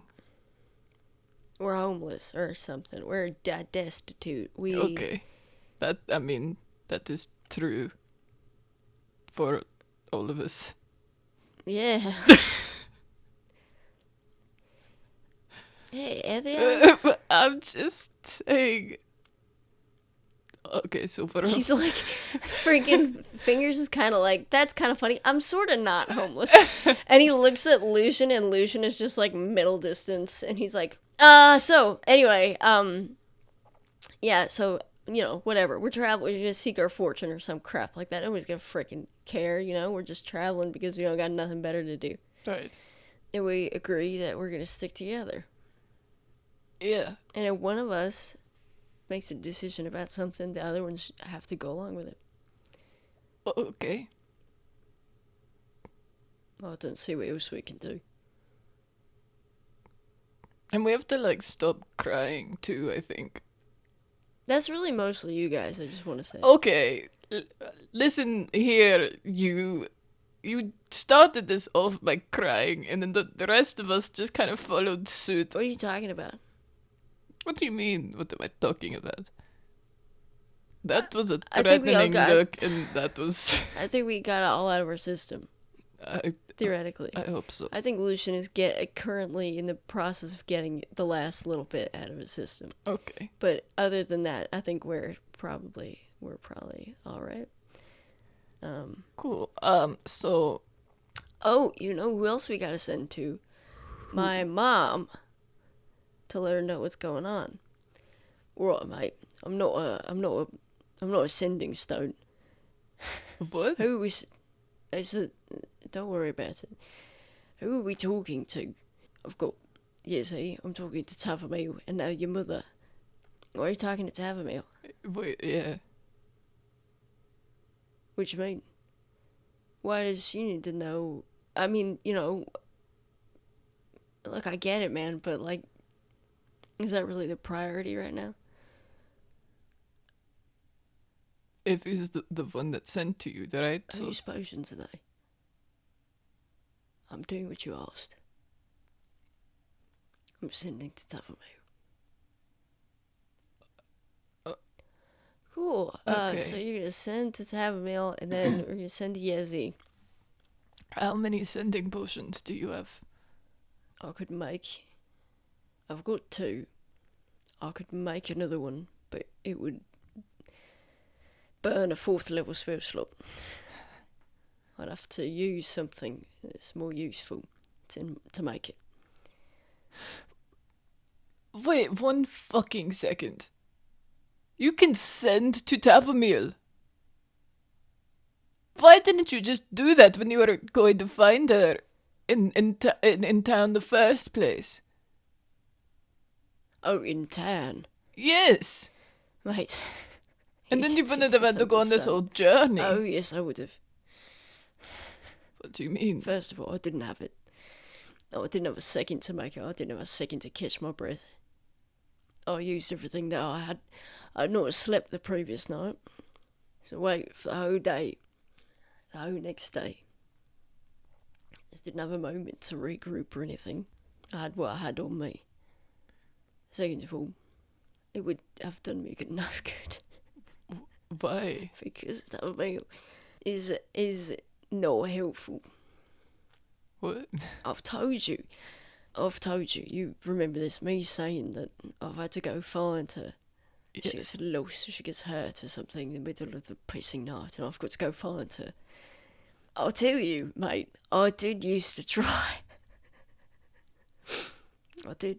Not the first few times, you know, you're like, well, if I didn't happen to come away that day with a sending potion, which didn't always happen, you know, Miss Fenra can't find her daughter, well, I'll just, you know, take a potion, send to her, she can tell me where she is, I'll go find her.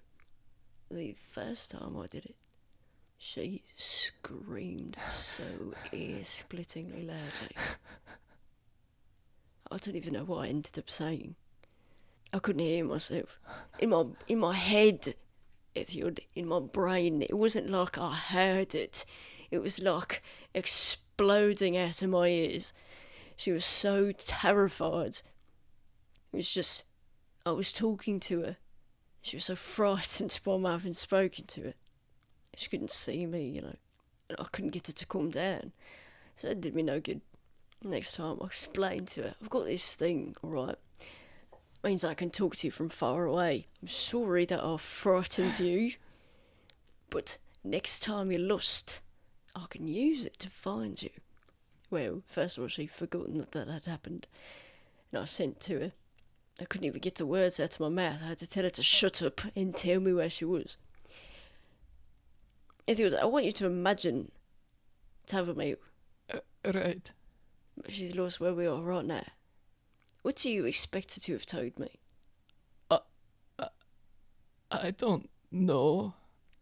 She tell me exactly what she sees. Well, I see trees. I see flowers. That's Tavumile. I know she's alive, but it doesn't do me any good, you know. Oh, So you can imagine.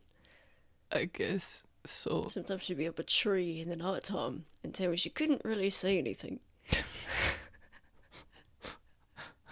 It's a waste of everyone's time. So really all it does, right, is tell me that she's alive. Which I already know.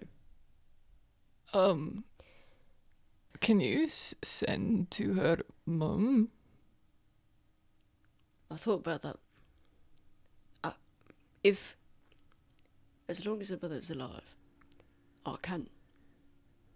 But if I scared Tavumile just by talking to her, me, I wonder how much more I would scare her mother. And having trouble recognising me when last we spoke. Oh. Don't know if it's wise. Either she doesn't respond and I've wasted a potion, which is not the end of the world, but it sort of is right now. Or I frighten her. Same thing, I find out if she's alive, as long as she can respond. It's not even helpful, really. Oh. I guess that makes sense. Yeah. I don't need to know if they're alive. Oh? Do you not? If they are, find them. Okay. And if they're not, it doesn't matter, that's what I mean. It's a waste of, it's a waste, you know? Why would I want to know that? Okay. So we send the Yezi. So we send a Yezi, And you're gonna send a Tavumile. Tavumile. And then we go. then we go. What you asking me? Yes. Well, you're the... You're the one that has everything to do, like, more than half of the steps. Oh yeah, okay. Hey, Lucien, you gotta get with it, man. If we're gonna cross this wooded area in the middle of the broad daylight, you know, a bunch of three weirdos two of us just got made for some weirdos. Yeah. You gotta be with it. If I tell you that's a lot to ask of me, I suppose that doesn't help. No. Right, well, what do you want me to say to Yezi? And he, puts his hands on his temples. Where to meet us, that we are still going to go to Hallen, but she only is the one that knows how to get there, so... Where to meet us? She's the only one who knows how to get to Hallen, so we've got to meet up first.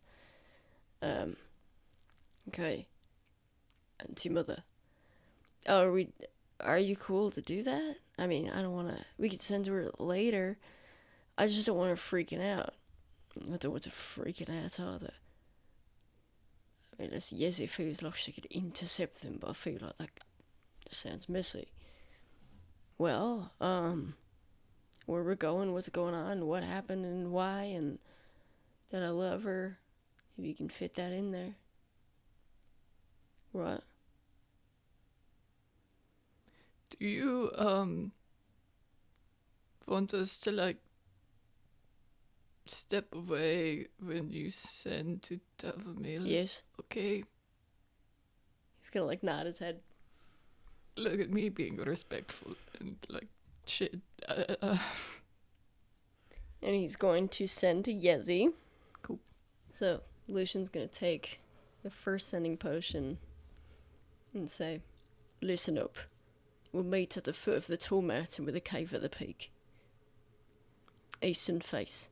Start north and walk south till you see us. He, like, raises an eyebrow.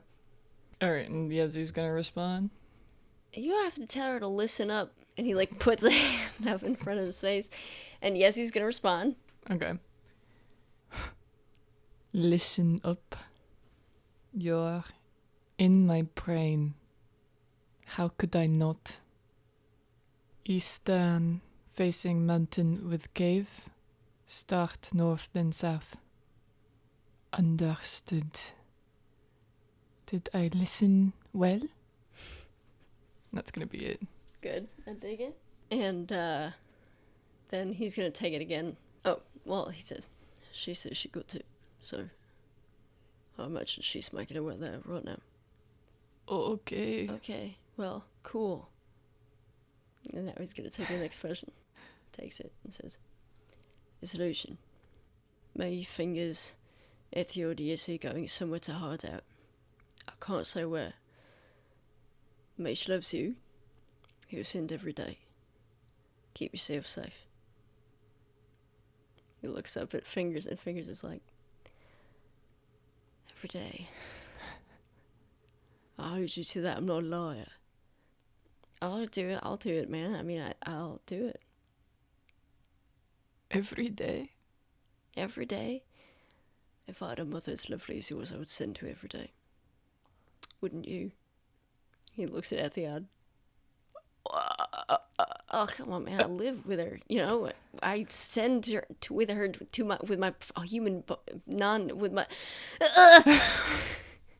with myself. I talk to her. You jerk. Right, well. He's gonna, like, nod his head. Did she say anything back? Oh, yeah, that's right. She said she loves you too, and to be safe, and that you will be sending to her every day. Well, sorry. And he's gonna, like, look at Lucien, and Lucien, like, waves his hand. Look, Lucien is the one that said it, so... I suppose I did. What? Hey, Fingers, let's, I actually gotta take a leak. Oh, you too? Well, great. Lucien, he's kind of like... Lucien's just kind of, like, sitting on the ground looking freaking defeated. And you guys go dip out around the corner. Speaking of piss, apparently Lucien's piss isn't yellow. Is this like a joke or something? He told me. He told you his piss isn't Well, yellow? he fully implied that it wasn't yellow. What color did he say it was? He didn't say. We gotta make him piss too. How are we gonna make that happen? I don't know. Do you want to take bets on what it is? What color? It's gotta be blue, no? I mean, you think so? That's why his skin's blue, right? I don't know. I just got a strong feeling about blue. What if it's like white or something? He's gonna You're right. What if it's red? I guess maybe... Does Lucien just have, like, some sort of disease? Piss blood.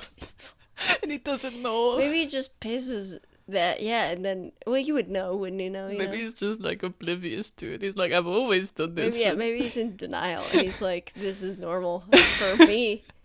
I'm special. We gotta ask him. What color its piss No, is? to piss. Oh, and then we watch? In front of us. So we can see for sure. Because he could just lie. You know, he could just be like, it's rainbow, and then we're enchanted, you know? Sparkles and Yeah, glitter. you know, and I wanna know. Do you think all summer no. Do you think all Elytrans piss a specific color? Well, I do have to say that I've changed some diapers in my time, Right. and Like a dad. what? Is it like a dad's? I don't know. Okay. I guess you'll make a dad someday. No. Okay. Okay. And I think that nothing ever stood out is all I want to say. Okay. For whatever that's worth. Well, Lucien would know that too, wouldn't he? He's a piss man, you know. Maybe we should quiet down, huh? maybe, yeah. He's probably done. And you guys are both done taking your leak, which you took, We maybe? didn't know. Cross streams and did shapes. And he's like, loping back to the tree. Wait, maybe we should let him, come out. Is he gonna? What the fuck does that mean? Well, I mean, maybe he's waiting for us to come inside. Well, you guys are still kind of pretty far away, Yeah. haven't gone a ways away to give him his privacy. And you're just like, well, let's, look, come here, come on. Okay. And you guys are gonna kind of fingers getting all quiet and kind of inching up to the tree. And as you get close, you don't hear any talking, but you hear.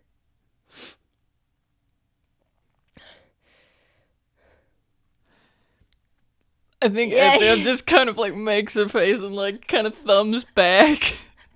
And Fingers is gonna kind of point his head in that direction and kind of back off. And you hear as you step away. Good roll at a stealth check. Okay. 13. Is that with your pluses? Yeah. Holy crap. I rolled an 8. Dang. Dang. You guys kind of tiptoe back to where you were. And Fingers is gonna say, we're gonna stick together. Yes. I guess I should just say I'm worried about something happens to her and then we got a problem, Okay, well, in all honesty, we can't fucking think about that. I think we have to. What is our options? We go there and we make it worse. I'm not saying we go there and we make it worse. I'm just saying... So if something happens, and if we have to deal with it, then talking about it is not going to prevent it. I guess so. Well, and he's going to kind of look off to the side, and Lucien is coming out of the tree. And also, he's going to kind of go up closer to Fingers. He's like, we just convinced him to do this. I don't think that I want to put that in his head any more than it is. Yeah, I got it. Okay, come on, let's go. And you guys are gonna walk back up to Lucien, who's looking jazzed about the whole affair. Anything else you want to do before you start going off in that direction? Lucien, Well, piss.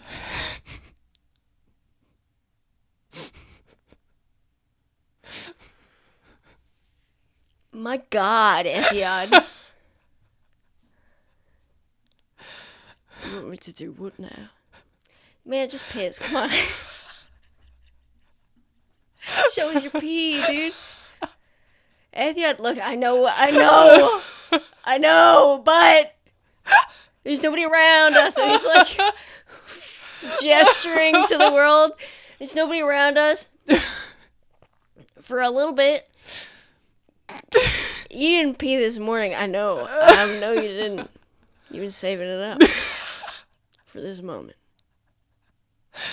Just do it. Come on. Come on, Lucien. I don't understand why you want me to piss. What? Why? Why? Yes, why? Because What do you think I need to, so I don't have to go with the middle? No. We want to know You what shut color up, it mate. is. Both of you. What? What did you say?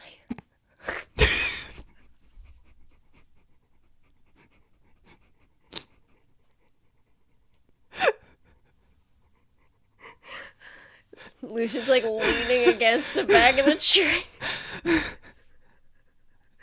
You want to know what? And yes, that you be a different color and we wanted to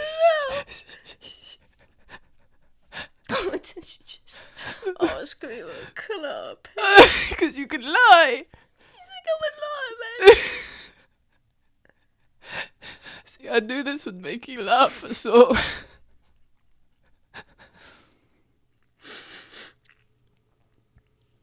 What would I lie about it? I don't know how to make yourself seem more magical. You have like an empty vial, piss in it, and then show it to us. Piss in it and then show it to us. Right now, please. We'll turn around. Wait a minute. Wait, no, we won't. No. We're watching it come out. What?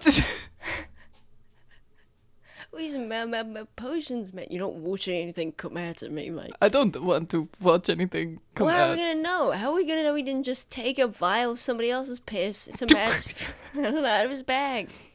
Some samples he forgot to throw away. I don't have to pee, unfortunately. Fuck. Well, So, what color is it then? he winks at you. Okay, don't do that to me. Don't. You have to like cut that out. What? The winking. Does it make you nervous, mate? Shut up. Cool. So you're not gonna pee for us? If this is what this is going to be like. No, it's not. We're focused. Let's Let's go, go. guys. Come on. And shut the heck up. You guys start walking, and Lucien says, "It's purple." Well, And you were keep right. going. And Fingers throws his fists up in the air and opens his mouth, and then, like, eyes wide, like, stops himself from making any noise. And so you guys start walking to the freaking... You guys start walking to the place where you're gonna meet up with Yezi. Cool. And while that's going on, somewhere else, some new friends just met have been called upon to talk to someone who Tavumile is quite familiar with friendliness. Yeah. And they're making their way through the city streets behind this sort of like servant footman looking character under their care, making their way in the direction of the castle town and following him out of the hotel. So what, we're going to be going to the actual castle Yes. inside. Yes. Right. Do you know how long this is going to take? Well, no, I suppose it depends on what it is you two have to discuss with each other. All right. Thalen's just silently, like, following behind. And Yusufi ran upstairs, presumably to her room. Yeah. And Thalen's kind of, like, looking at you. Well, I mean, I think he kind of, like, just hangs back with Thalen. They're, like, a couple feet behind this guy. Mhm. He's just like, well, the guards know that we're going, so not like they're doing this discreetly, so if they're going to kill us, not saying that they will. I suppose. That's worst case scenario, right? I would say so, yes. That's not going to happen, Right. so we should be fine. You want to smoke? No. All right. Like, takes one out and lights it for himself. Mm-hmm. You guys are, like, walking there. Go ahead and roll. Are you trying to, like, talk in hushed tones, or are you trying to, or you don't really care necessarily if you're heard? I think he doesn't really care necessarily. Mm-hmm. Okay. So you guys are walking, following this guy, walking outside of the hotel. The guards are not coming with you. You are making your way through the crowds of people as you had before. You see like the stands, and this market is winding down a little bit. Now it's a little bit later in the morning, but still, the streets are relatively populous. And you're not really staying out of the way of like the crowds. You just kind of, it doesn't seem like you're making a beeline to the castle, like directly towards it, but you're staying on some of the like less populated streets as you walk through. So, Uxbly, you ever been to the castle town before? No, I haven't. Me neither. You can see Thalen is like looking around him, very weirded out by the whole thing. Hey, chill out. You neither? Yeah, first time here. Finagled my way to be able to be here, so... Well, I'm happy for you. He's just looking around him. Know how to hold a conversation. I don't... Vahrae's gonna put his, like, arm around his shoulder and, like, pull him in and, like, say quietly to him, gonna have to act a bit normal. Are you being covert? Yeah. Good, roll stealth. For Vahrae. 4. Cool. So you put your hand around his shoulder, and you're kind of like trying to whisper in his ear. But nobody seems to be in any way perturbed or otherwise like anti you talking to your friend, like there's the servant guy, and then there's 2 Weftway guards that are just also coming along with you, and none of them seem in any way bothered by that. And the guards are not walking behind you like menacingly, they're walking in front of you. They're kind of flanking this servant guy. Okay. So it's not like they're behind you or anything like that. And Thalen says, I don't think you understand. What's that I'm not understanding? Why, I might have been a bit nervous.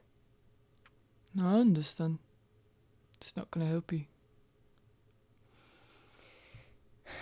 No, I've never been here before. Well, you said you lived where? Waypoint Town. Yes, and he's gonna he's like looking to see if that's like the wrong answer or whatever. I've never been to Waypoint Town, neither. He's gonna he's trying to communicate that he doesn't want to talk about that. Alright. I think Vahrae just kind of shuts up and smokes. He's like, I'll let him say something. Yeah, Thalen is like very awkwardly kind of just like walking in that direction. Not really making an effort to try and put on some sort of act or something like that. Go ahead and roll a perception check. 9. You kind of look around as you're smoking, because you're not engaged in conversation with Thalen, really. And you turn around, just like turn your head a little bit, and you hear the sound of like a terracotta pot being knocked over. And you see behind you, standing over potentially aforementioned pot that got knocked over, is Yusufi looking very sheepishly up at you. She's quite a ways behind you. He like looks back and he's like, bloody fucking hell. What?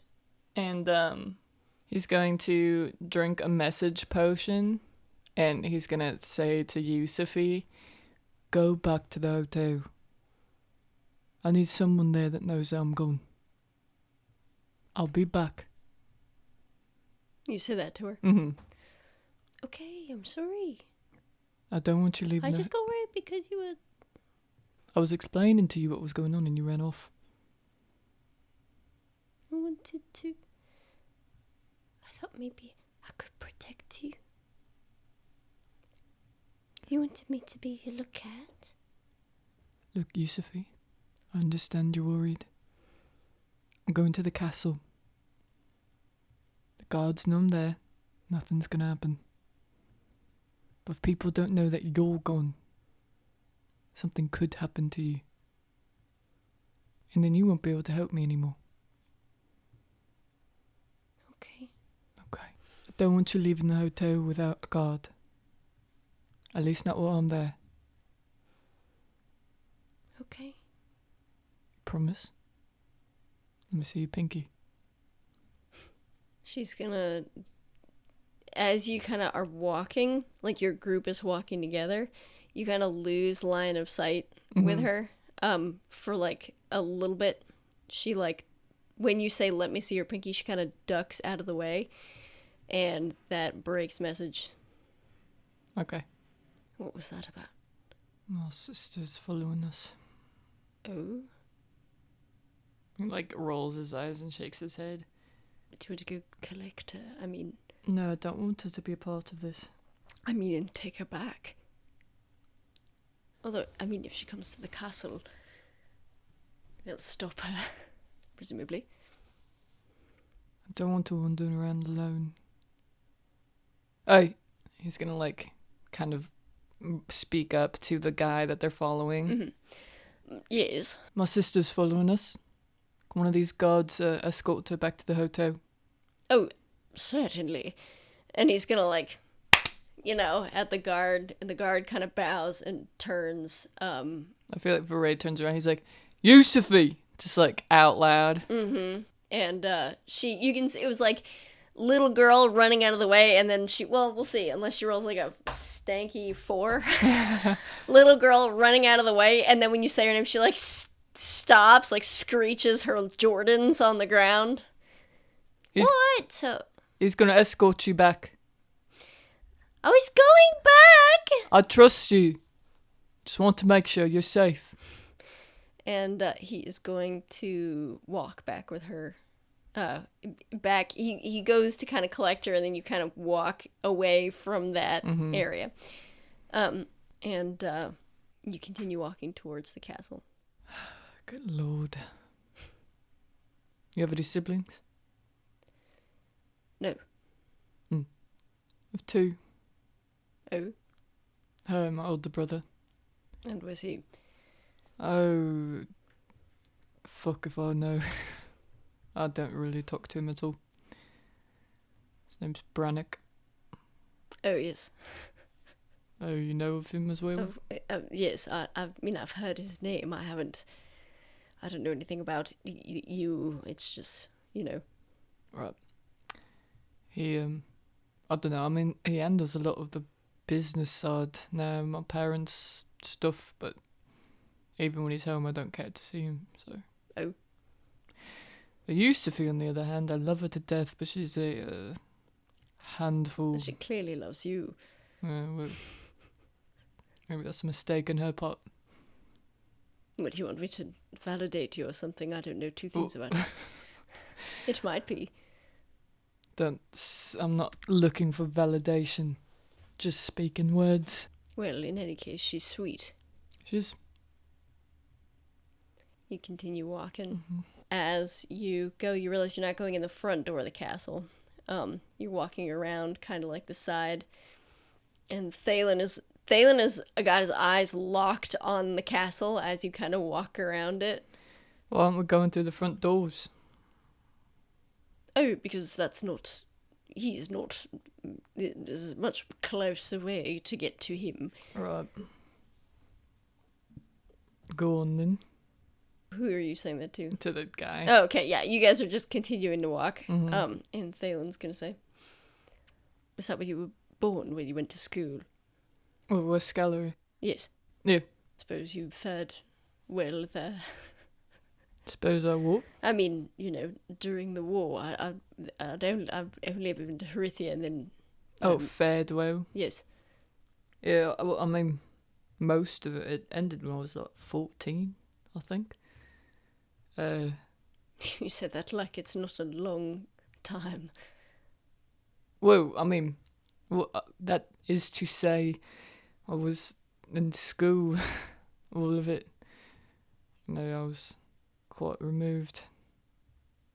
Well, that's good. Yeah, I guess so. I wish I knew more about it, but... What's to know? A lot. What's to know that's not common sense? I suppose is what I mean. What do you mean by that? Well, I mean, it's awful, right? Well. And then it's ended in a treaty, so what else is there to know? How it affected people. How it changed how the world is now. How it changed our interactions with each other. I'm sure there's some class you could have taken. No, actually. Oh, the whole thing is quite hush-hush or something. Well, seemed to be. Or if you didn't have the same opinions as everyone else, they didn't care to listen. Oh. Well, it's funny to think of it as some sort of anthropological subject of study. Well, it is, isn't it? Well, I mean, I can't imagine anyone wanting to study it out of interest. I guess I don't want to study it, but... You feel as though you ought to know? No. I know that I have a unique situation, and I hate it, but what I've noticed about this situation, that I'm around a lot of people oftentimes that are in similar situations. They don't know anything at all. That doesn't happen in front of their own eyes. And even then, they can just parrot the opinions of others around them. Not form a single critical thinking thought. I don't want to be that way. Well, I suppose there's something to be said for that. If I thought like everyone else around me, I wouldn't be friends with Fanu. I suppose you can pat yourself on the back for that. I'm not looking for accolades. What are you looking for? Conversation. You asked. I suppose I did. You guys are walking around the back of the castle. Mm-hmm. And as you walk around the back, you round the corner and you keep walking in a straight line past it. Alright, what's going on? What? He's like, Vahrae's gonna stop and he's gonna put like a hand out in front of Thalen. Mm-hmm. Thought we were going to the castle. Oh, well, it looks like there's been a change of plans, but... Oh, no, there hasn't been. Oh, has there not been? Well, either way, you two are free to do as you please. I can only tell you what I've been asked to come bring you to do. And what's that? Speak with Master Frinthius, of course. And where is he? I'll be happy to show you. No, you can tell me where he is. He wants to speak with me. I got to know where I'm going. Yes. And Thalen, looks up also. And the guy just kind of smiles and says, "It is just there." And he holds a hand out and points to basically another section of the city. Mm-hmm. Another part of the city. And why'd the plans change? Well, I'm sure I don't know. I just Can you not take ask? orders. You have no way of contacting him. Apparently they have a way of contacting you. They do. You can't contact them back. You want me to tell you why the plans have changed? Yeah. Well, and he's gonna kind of look around. You're sort of past this courtyard, and there's kind of people that are kind of vaguely interested in what's going on, but out of earshot, you would imagine, due to the nature of the subject matter. And what's the subject matter? I'm sure you'll find out all about that. Do you not know? Well, I'm not at liberty to say. Oh, you know. Well, if you're not interested, then I'm happy for you to continue on your way. And the guy, turns around and keeps walking back in the direction that the original trajectory. I didn't say I wasn't interested. I want to make sure that I'm going to be safe. Master Thornagold, of course. Is my friend going to be safe? You two will both be... We'll both be... Well, why, safe, of course. Right, just wanted to hear the words. And we'll be, free to go after this conversation. To my knowledge, unless you make some sort of attack on our lovely Major. You put you in danger someone's life or something. Right. I don't see why else you would be detained. He's gonna, Vahrae's gonna turn to look at Thalen. What you think? I don't know that we have a choice. They just said we did. That's not what I mean. Oh? You can turn back if you like. Can you roll insight on that? Yeah. 24. You get the sense that Thalen is saying that to you because he aims to find out what's going on. Alright. Got balls. He turns and he... No one has ever said that to me before. And you guys keep walking towards this section of town. And you continue on your way there. Just keep walking through town. Thalen's gonna say to you in hushed tones, he's gonna roll stealth. Look, I know that I don't know what's going on with you in your situation with this person who's contacted you, but if I don't want you to get involved in something that you're not involved in. Well, brother, seems like I already am. They asked for me. I suppose they did. What are you looking at? And he's like looking at the guard who's kind of like looking at you two talking to each other. Yeah, what you looking at? And the guard just like goes back to looking straight ahead. See? You got balls on you. Goodness. And you find yourself, you're like walking through kind of just like alleyways. It's still fully public area, you know. It's not like there's some seedy kind of, yeah. It's not like it's a well-to-do general, the whole, you know, it's a castle town, so the idea, it's not like there's like the like it's not like Waypoint Town, but it's still kind of like winding and maze-like, and there's many businesses, and at length you are led to you know, in New York where they got the doors on the ground, a cellar with a door that's on the ground. Oh, another one of these. Outside the back of a business. And the gentleman is going to kind of turn to look at you as you say that and raise an eyebrow. Nothing. And the gentleman kind of, he like points to the direction of the doors on the ground and says, Are you waiting out here? Well, he's asked to speak to you one at a time.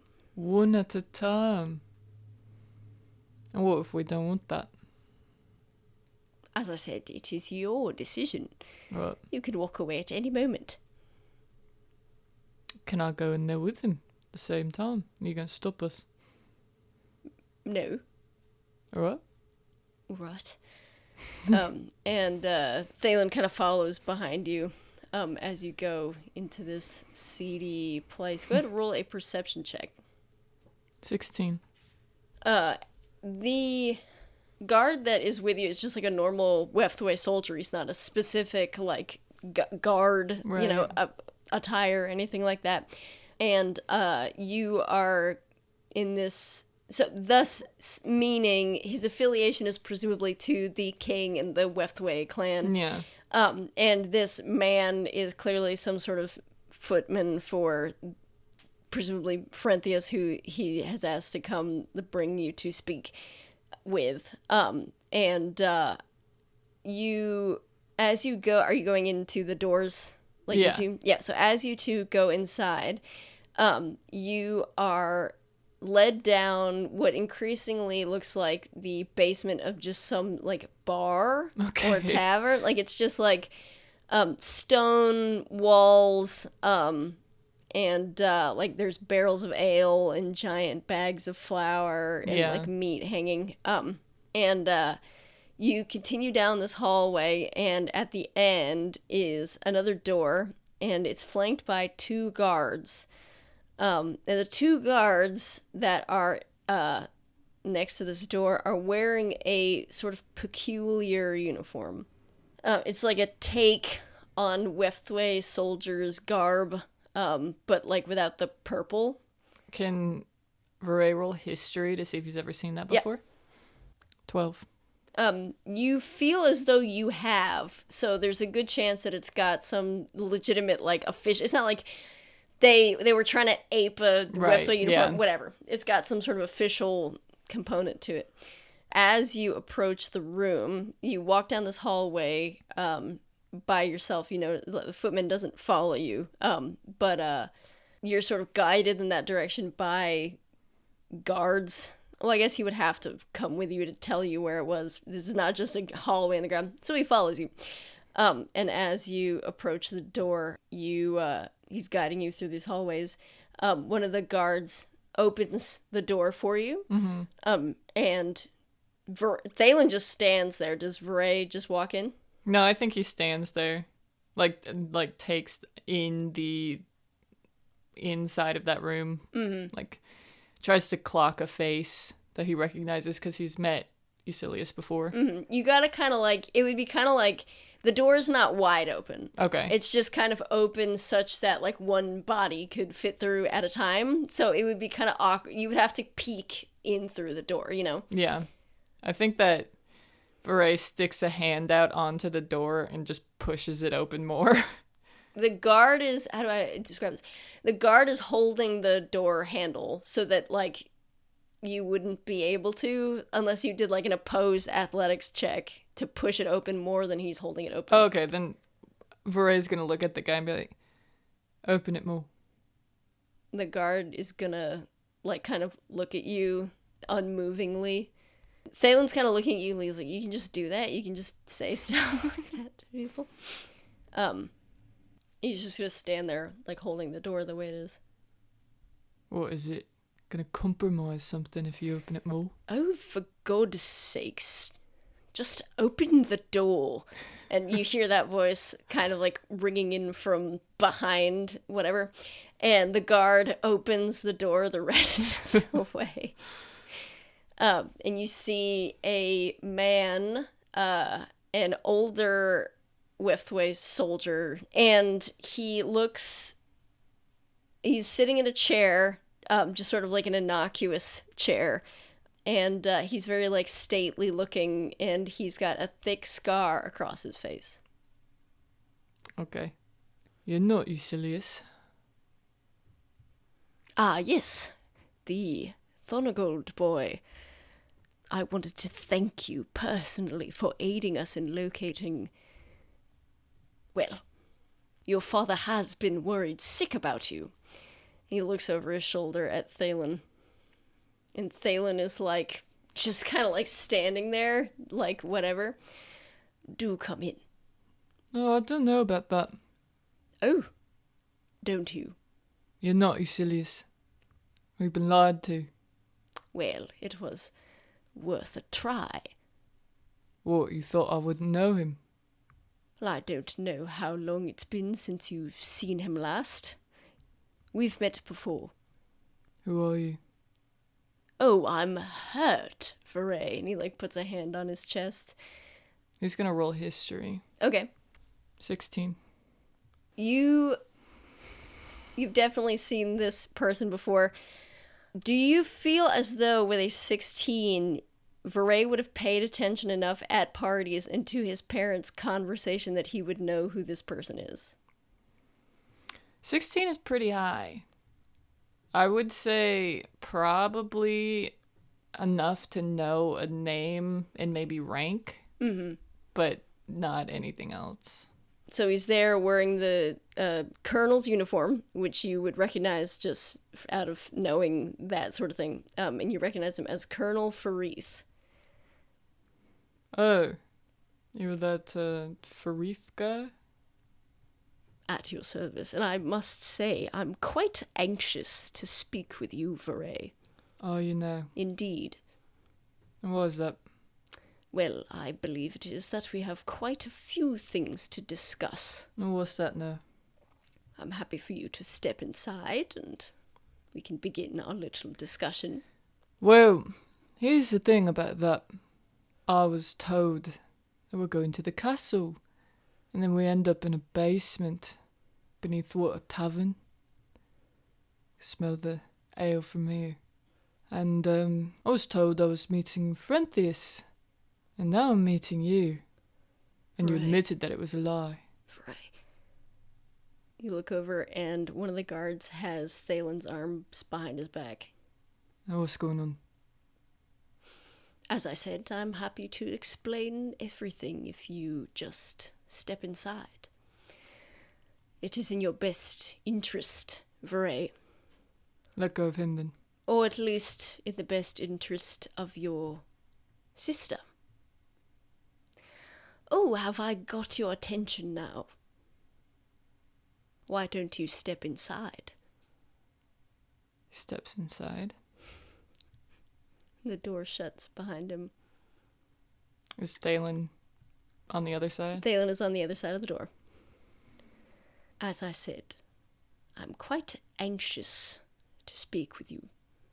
I understand that you've been asked by one of our associates to do a little snooping at the king's party, am I correct? I don't know. Oh, unfortunately, Vahrae, you've got to cooperate. Where's Yusufi? Oh, she's nearby. What does nearby mean? She's quite safe at the moment. One might even say she's safer than she's ever been. What does that mean? Well, she's quite a bit sturdier than she was. You fucking bastard. Oh, now, Vahrae, I suppose you won't believe me, but she's done it to herself. Something about protecting you or something. She drank it standing in front of my guards. Seems she wasn't sure exactly what it was that she had. But I'm nothing if not opportunistic. I would be very careful with my next moves if I was you, Mr. Thornagold. Now, I'm happy to help you. How's that? At least reunite you two. But as I've said, I have a few questions for you first. I'm going to ask you again. You have been contacted by one of our associates. Have you not? I have. And what instructions have you been given? Find out where my parents are growing water clary. Find out if the king has any. That's it. No guidance, no... No. Nothing at all. No. No assistance. No. Well, how interesting. If I say to you the name Fable of Fenra, does that mean anything to you? On the Fenra farm that got burned down? Indeed. That's what it means to me. You smell something filling the room.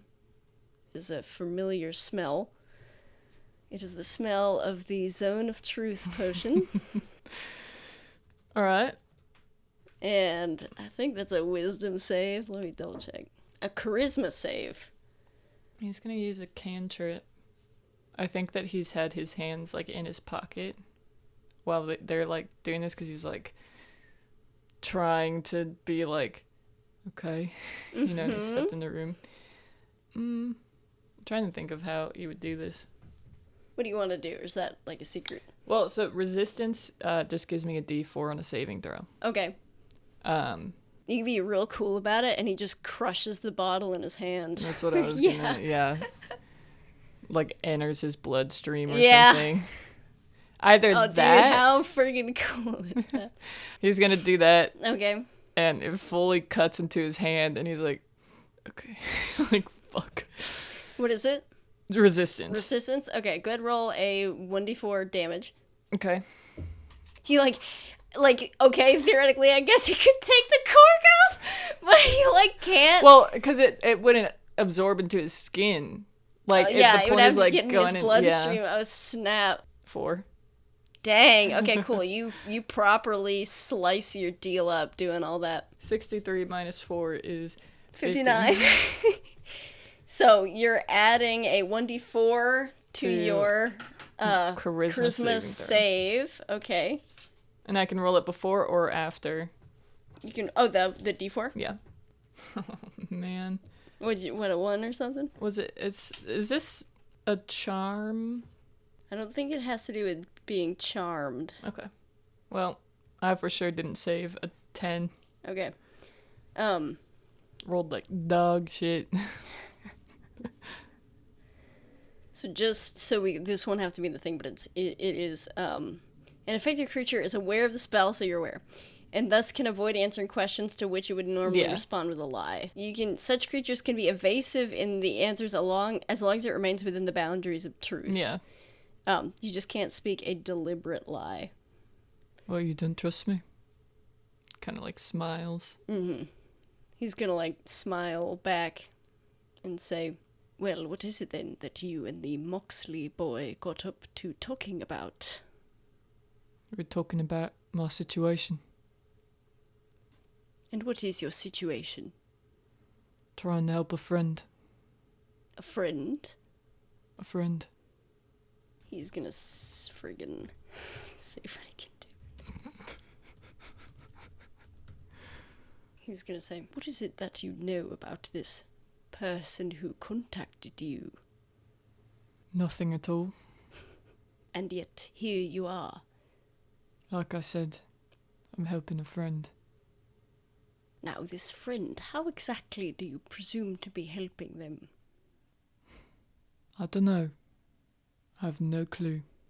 And I suppose the professor has led you to believe that he is unaware of the nature of the cure?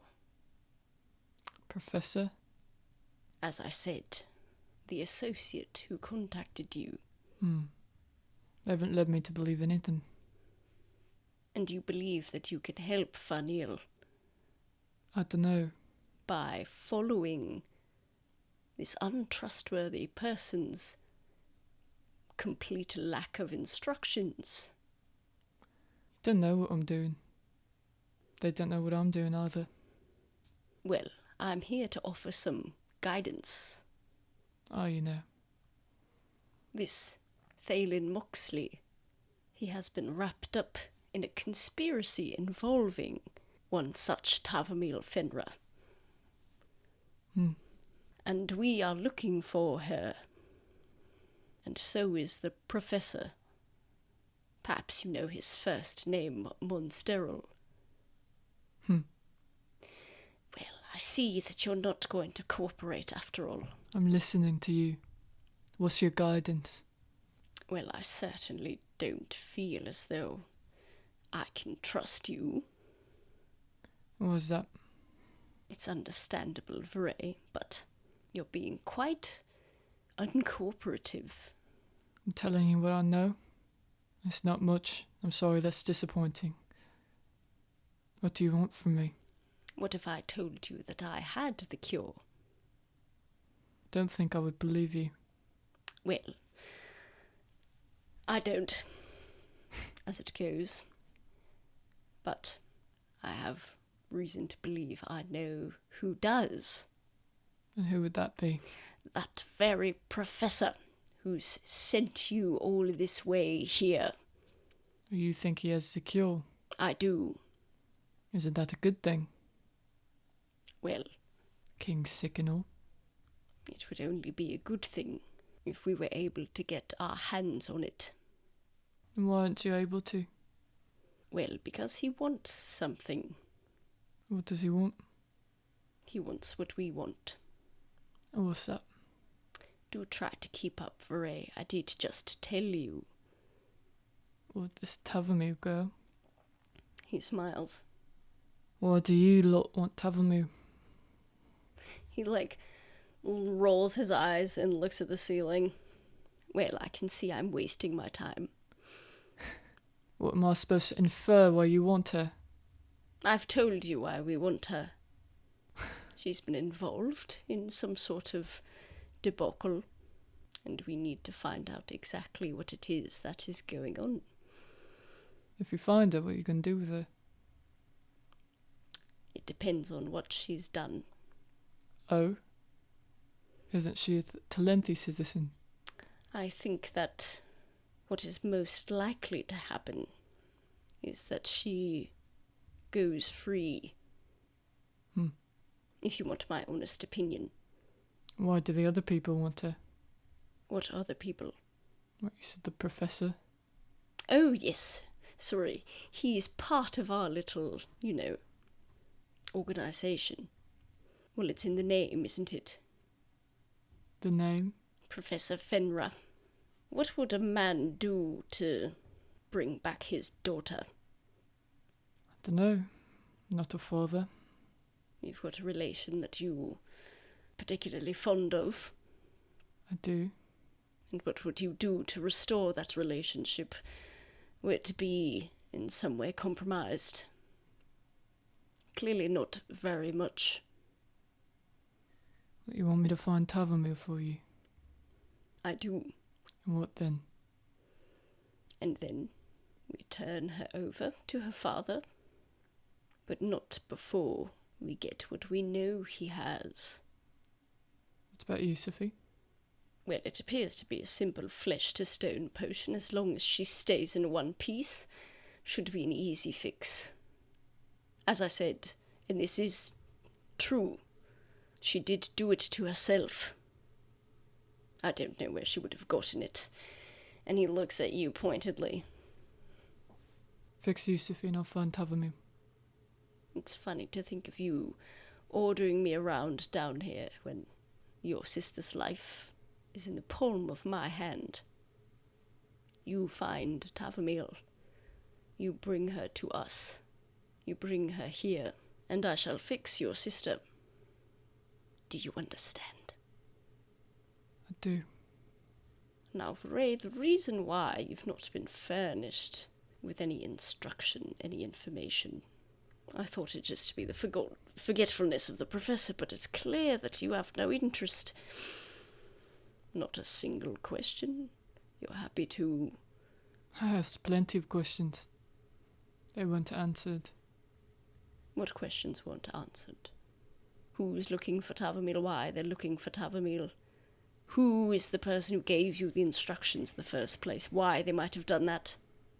Who I am? What has happened to your sister? Would you like to know what is going to happen to this Thalen person? I would. He will be interrogated, and if his testimony proves to be sufficient, he shall go free.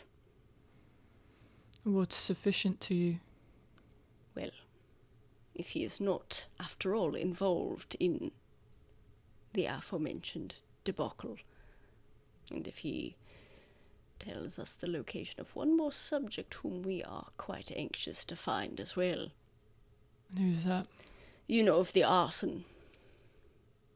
Do? Do you know of the arsonist? I do. And that brings us to the second part of our little conversation. By any chance did you and Thalen discuss the whereabouts of one Lucien Valmoira? We did not. How unfortunate. Well, I suppose I cannot have the information corroborated, but nevertheless, I'm sure Mr. Mioxea will be happy to tell us himself. Not that he'll have a choice. And what will happen to him if it's not sufficient? I'm sure I don't know. Do you know? I'm not a member of our justice system. And if I can't find Tavumile, what then? What then? I don't expect you to find her, necessarily, but I expect you to be cooperative. In the event that you do, you know who to bring her to. That is all. And what of you, Sophie?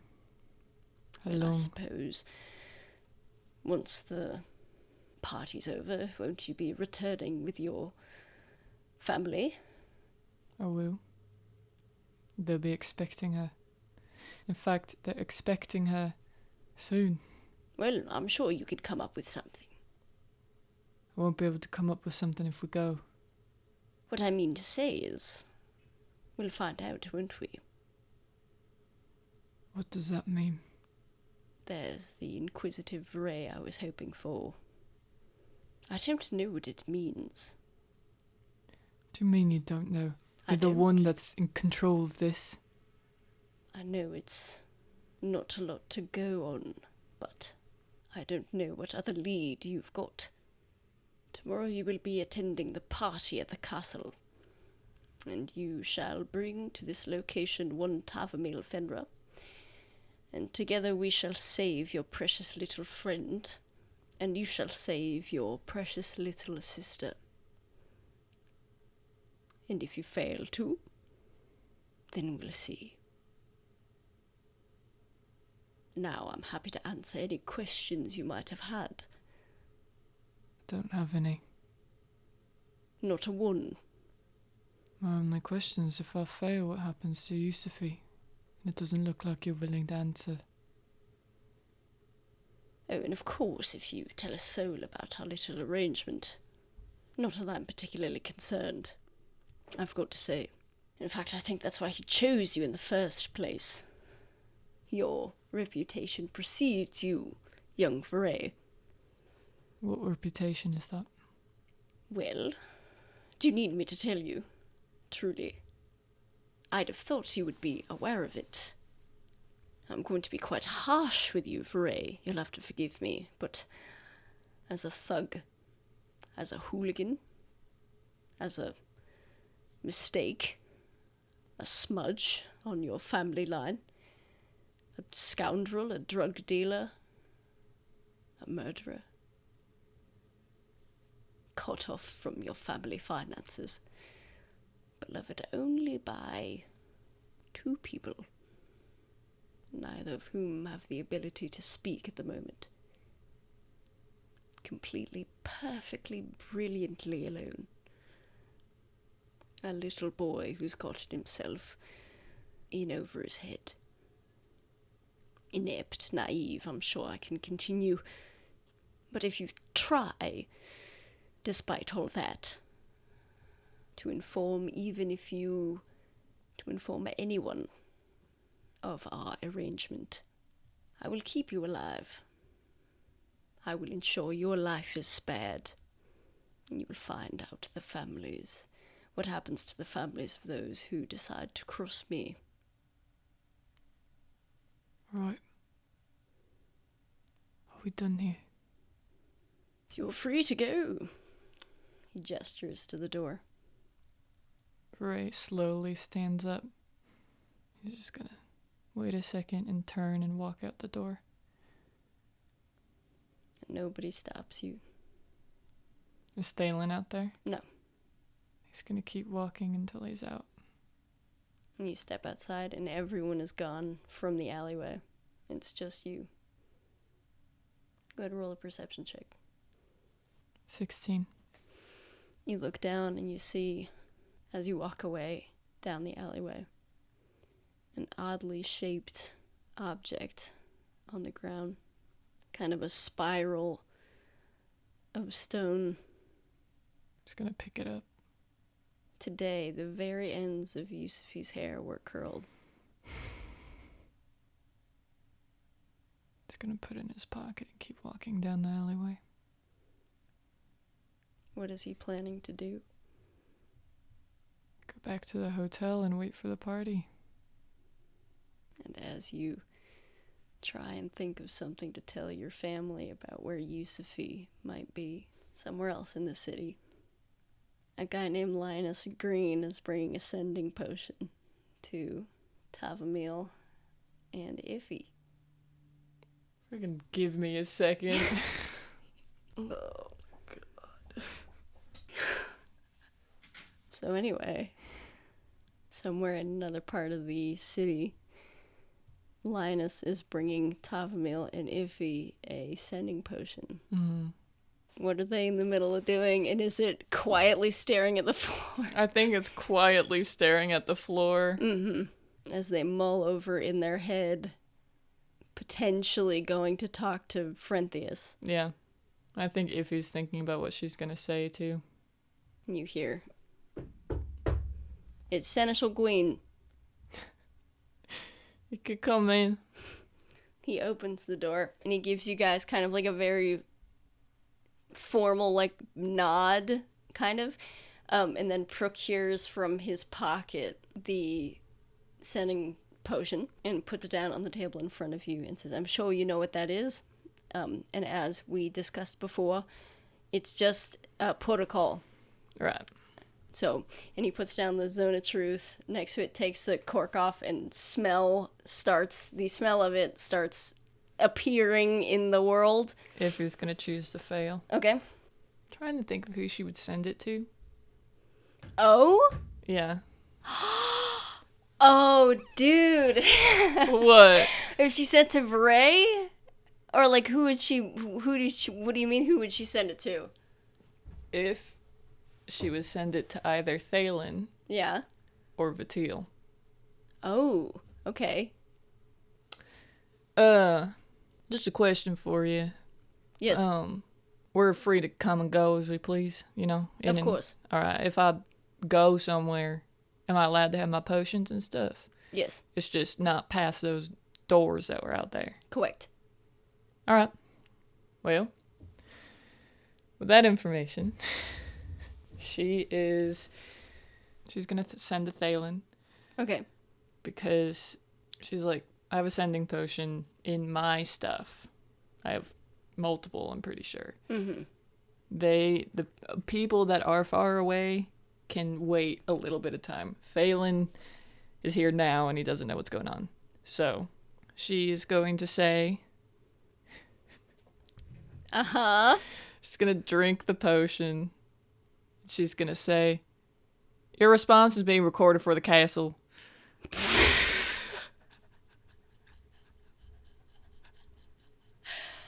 Friggin' all calls will be recorded for quality assurance purposes. Talk to the king. Situation's still the same.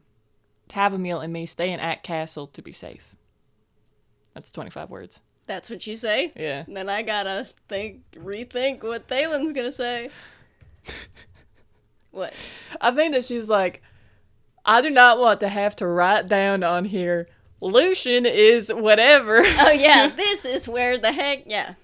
You hear in your ear, so quietly. I've been captured by Waterway forces. I don't know where they're taking me. Vahrae is in danger. They know what I know. God, help me, help. And then it cuts off. I think Iffy's eyes get really wide. And like her mouth is hanging open. You want me to write this down or you want me to tell you? Whichever. We need a record of it for...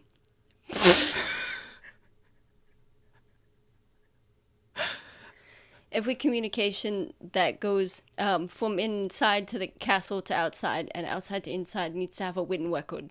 So I will have to write it down. But I can, if you want to dictate it to me, I can write it down for you. Picks up the pen and paper, is just looking at you. All right. What I received back was, do you need to know who I sent to?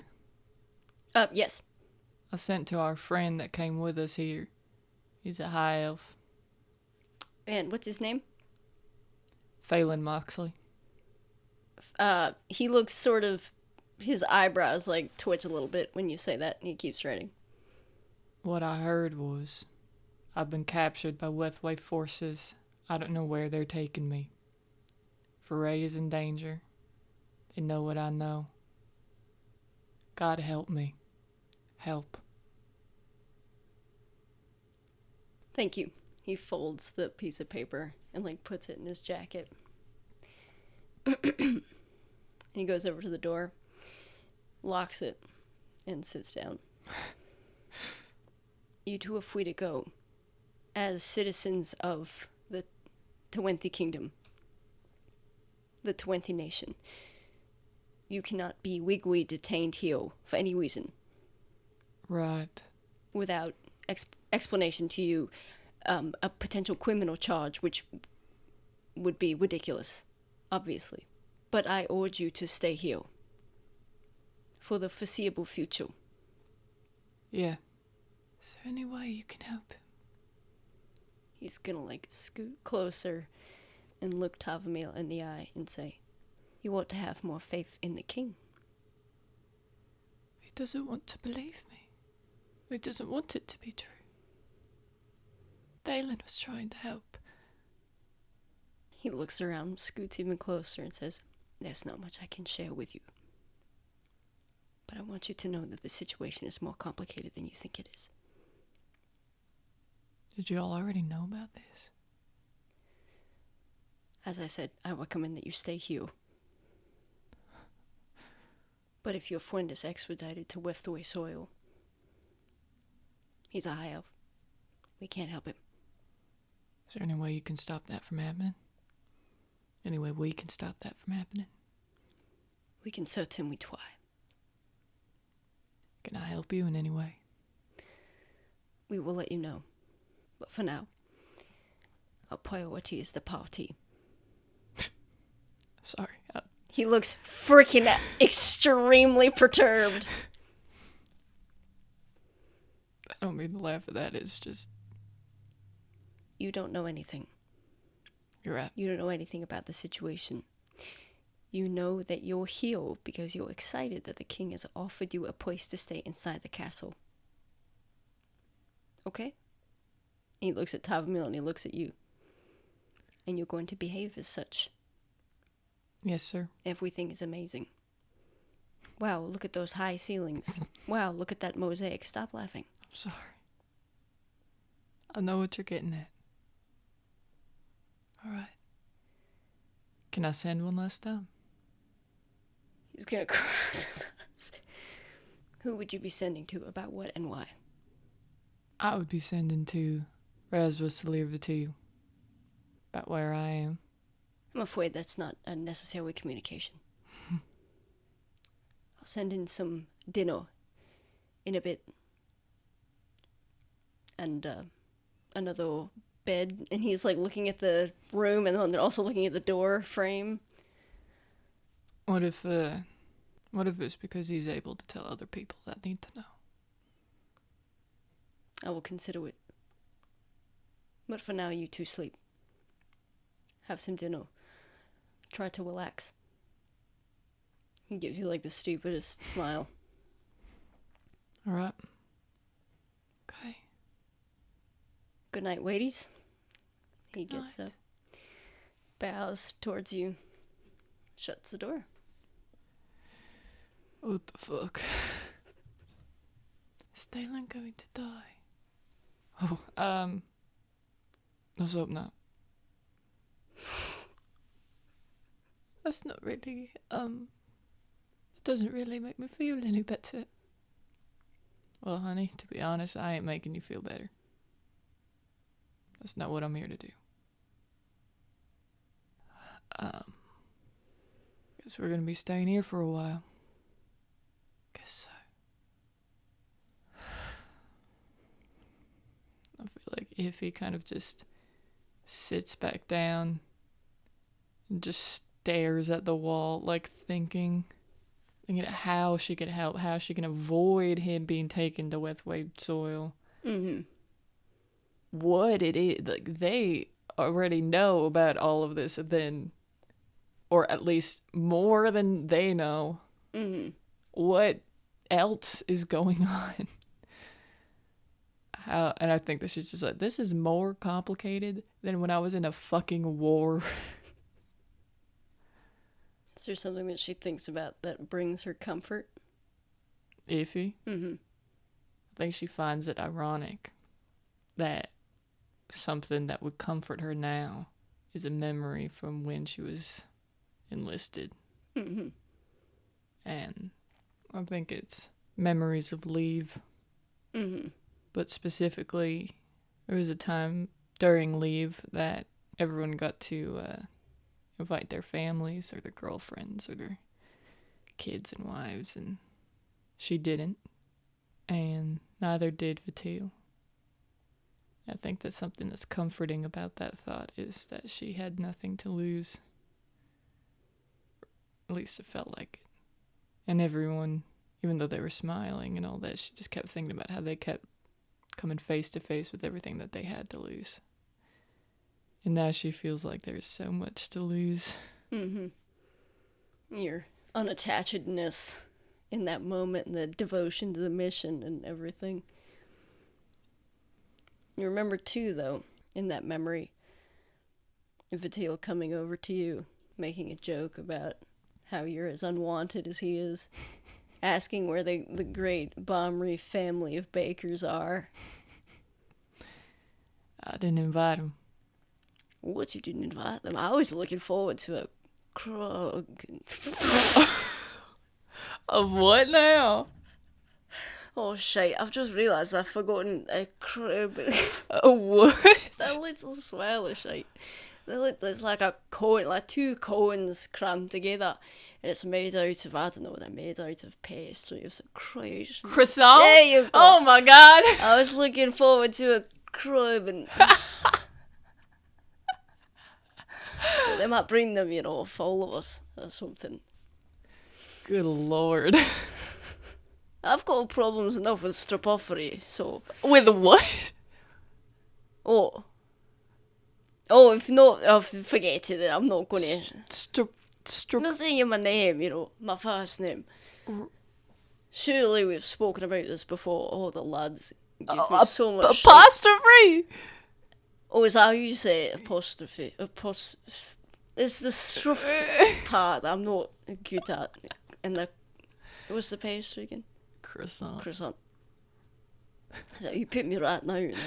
I've got to meet the Vahraes and say, hello, I would like a shite pastry. Hello, I would like a kebab, and then I have a stropophy in my name. It feels like holding his stomach. He's like, what was the pride of the Vahrae military? I graduated top of my class, I'd like you to know. There was no low parts about as long as you can write your first name, you don't gotta say it. Thank you. I don't have to spell it out. Usually, people know by now. I usually just do it with my finger, a little. And they know what I'm talking about. Well, what do you here to poke fun at your commanding officer? You came over here. I'm bilingual, first of all. Me too. I'm trilingual. Me actually. too. I'm not special now. Ain't nobody ever tell you were special to begin with, sir. What are you talking about? Me? He points at his whole body. I'm a little bit special. Well.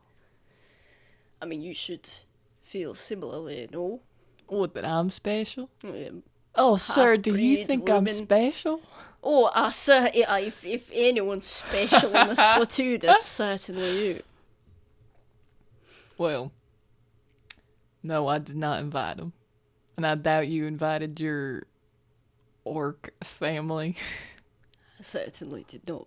Well, two lost puppies. Oh, lass, it's worse than that. Oh? I've given up. You've given up. I've given up. It looks like you've given up. You barely know how to dress yourself.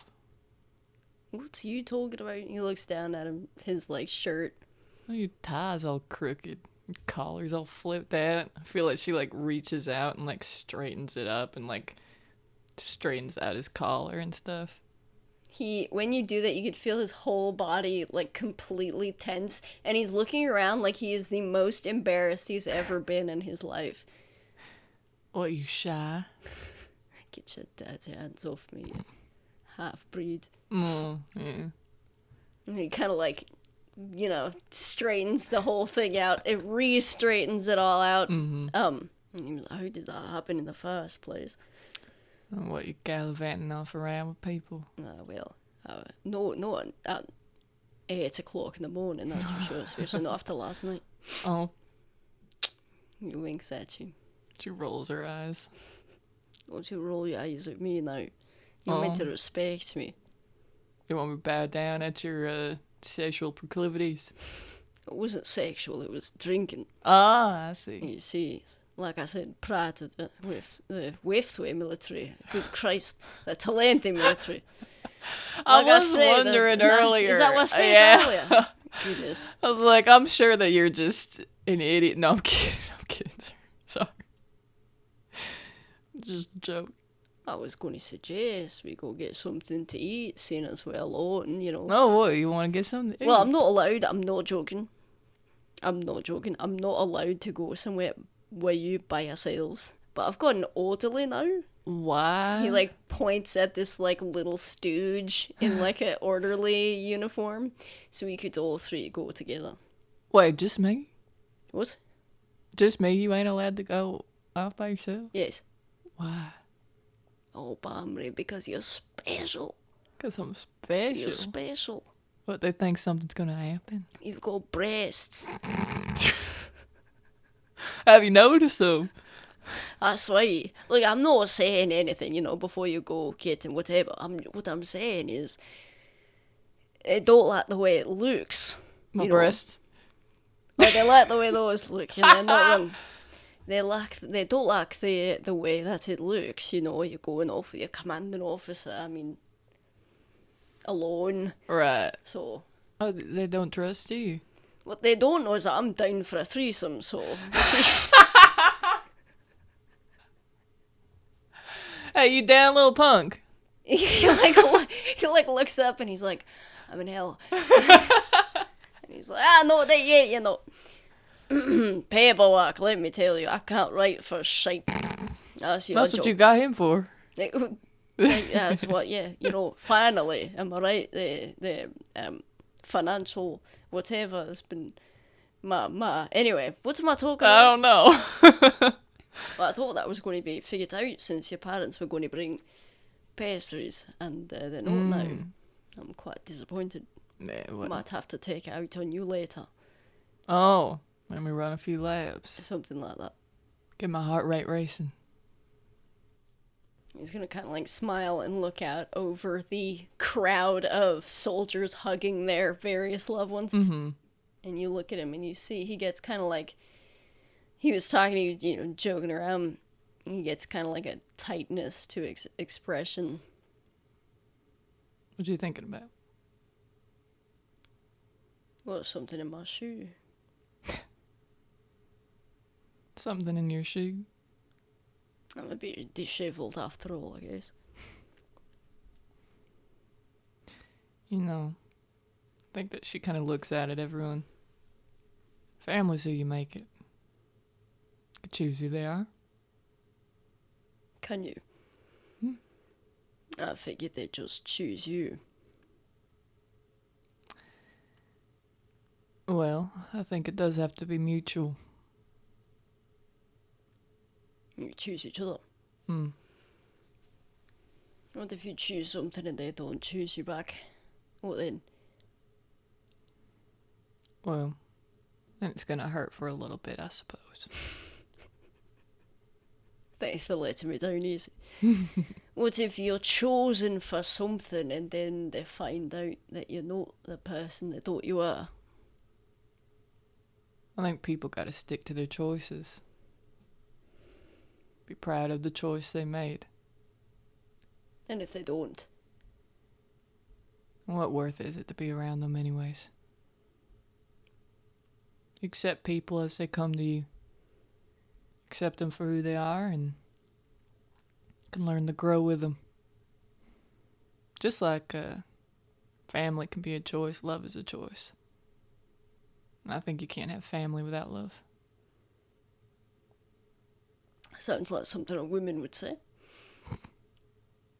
Well, I do happen to have breasts. It just so happens. Well, I saw like hot dogs on a stick. We got leave and you want hot dogs on a stick? Have you ever had a hot dog on a stick before? I have. What? What do you mean what? They put them on a stick. I thought you put them on a bread. You can. Hot dogs are versatile. Do you know what it is? It's like ground up, like innards shoved inside some of the innards. Yeah, honey, I know what it is. What are you people eating? Look, don't get me wrong, I'm all for innards, but why grind them up and shove them inside, eat them raw out of the animal? Fresh, you know, wet and body temperature. I've got that, you know, viscera hanging from your teeth. I'm taking the piss here. But I certainly wouldn't blend them up and shove them inside. Isn't that barbaric? I'm not just going to kill you. I'm also I'm gonna blend up your guts. I'm gonna inject them into your other guts, and I'm gonna eat them on a stick in the marketplace. Well, I mean, think about it this way: anything cooked is barbaric. Any type of sausage, any type of wonton, any type of. Ton, I wouldn't. Do you know what a wonton is? Clearly not. It sounds like oh man! It sounds like a. Sounds like a. Sounds like a sound. Well, that happened to be what words are. You better watch your mouth. I bet that happens to be what words are. What? That sounds. That's what words are. Yes. They're sounds. You're telling me something and then you're going to say what? Three-letter words, Vahrae. Rhymes with fur. Sir. There you go. You want to take the piss, you address me correctly. Yes, sir. There we go. Bring me to these wontons. Look, you know what? I'm going to do you one better. I'm not only just going to bring you to the wontons. I'm also going to bring you to the innards on a stick. And I'm also going to bring you to fried chicken. And I'm also going to bring you to pies. Meat pies, berry pies, cream puffs. What did you call me? Speaking of cream puff, are you ready to go? Freaking orderly looks up, he's like all pissed off. Look, honey, while we're on the Talenti, sir. While we're on the Talenti side. You see Viteal's like brain just shut down and is restarting as you speak. Well, we're on the Toad's Froth side, is what I meant to say. I'm going to show you all of the delights that you could have enjoyed if only you were human. Sir. She's going to show us a good time. That's right. Well, shall we? And you guys start walking off in that direction. I can see why that would be a comforting. Yeah. Just eating food. Appropriately goofy. I think that I know that I'm gonna die at some point. Now I'm not so prepared for it. Yeah, then I was. I was chilling about death. And I knew everyone was gonna die, and now here I didn't know that anyone was gonna fucking die, and I fail in my die. What's Tavumile thinking about? How inexplicably angry she is. Oh yeah, go yeah. roll me a d20, flat d20 For Tavumile. For Tavumile. 13. Okay. What are you gonna say? Just how inexplicably angry she is, mm-hmm. And she's like trying so hard to not feel that way, or like calm down or feel any other emotion. Mm-hmm. And I think that as she's doing that, she's like sitting on the bed and she like lays down. I think that she finds like a thread on the blanket and is just like pulling at it and playing with it and like pulling more of the thread out. Mm-hmm. And it reminds you of Tavumile likes bugs. Yeah. Lucien doesn't like bugs. And so, what was the bug that he had balked at when you were trying to convince him to let you embroider bugs on his jacket? Butterfly. Exactly. Why would I want a butterfly? Because they're pretty. They're not pretty, are they? They're huge and they've got spindly legs and Well, stuff. they're not always huge. You see him, he's like taking, it's like the beginnings of a butterfly that you're like fixing, you're like doing the outline of the wing, and you see he's like picking at it. No. I don't want a butterfly on my jacket, Tavumile. Why? No, I appreciate you fixing it, but I can't be seen with butterflies on my jacket. I know he's going to take me seriously. Why would they not take you seriously? It's a butterfly. So? I've got to have something, A bit more. Less butterfly. like I don't know, like a nice stripe, something like A stripe? that. Are you balking at stripes? Do stripes make people take you seriously? I hope so. A butterfly is certainly not going to do that, is it? Why not? They're not dignified. I'm a doctor, Tavumile. Butterflies are dignified. They help the world. I suppose they do. I don't want loads of butterflies in my jacket when I'm going to see a Well, patient. it's not going to be loads, it's just going to be one. I wasn't born yesterday, you. What? Today it's one. No. And tomorrow the button falls Tomorrow out. it'll be a What? beetle. A beetle. Yeah. At least that's a little, a little more something. What do you mean a little more something? A little more, I don't know, dignified. Beetles are dignified, but butterflies aren't. Yeah, butterfly's got loads of nonsense going on. A beetle is utilitarian, No. He's got his little shell and his legs. He's not got all this nonsense, all colours and stuff like that. That's not true at all. Yes, it is. No, What are you it's talking not. about? I've seen beetles before that are rainbow coloured and they gleam in the sun like... Well, they probably need that for something. What's a butterfly need?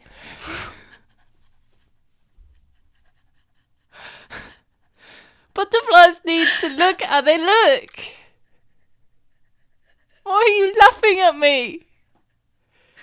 No, it's just... You're so impassioned defending your... Because butterflies are dignified. Are you secretly a butterfly or something like Maybe. that?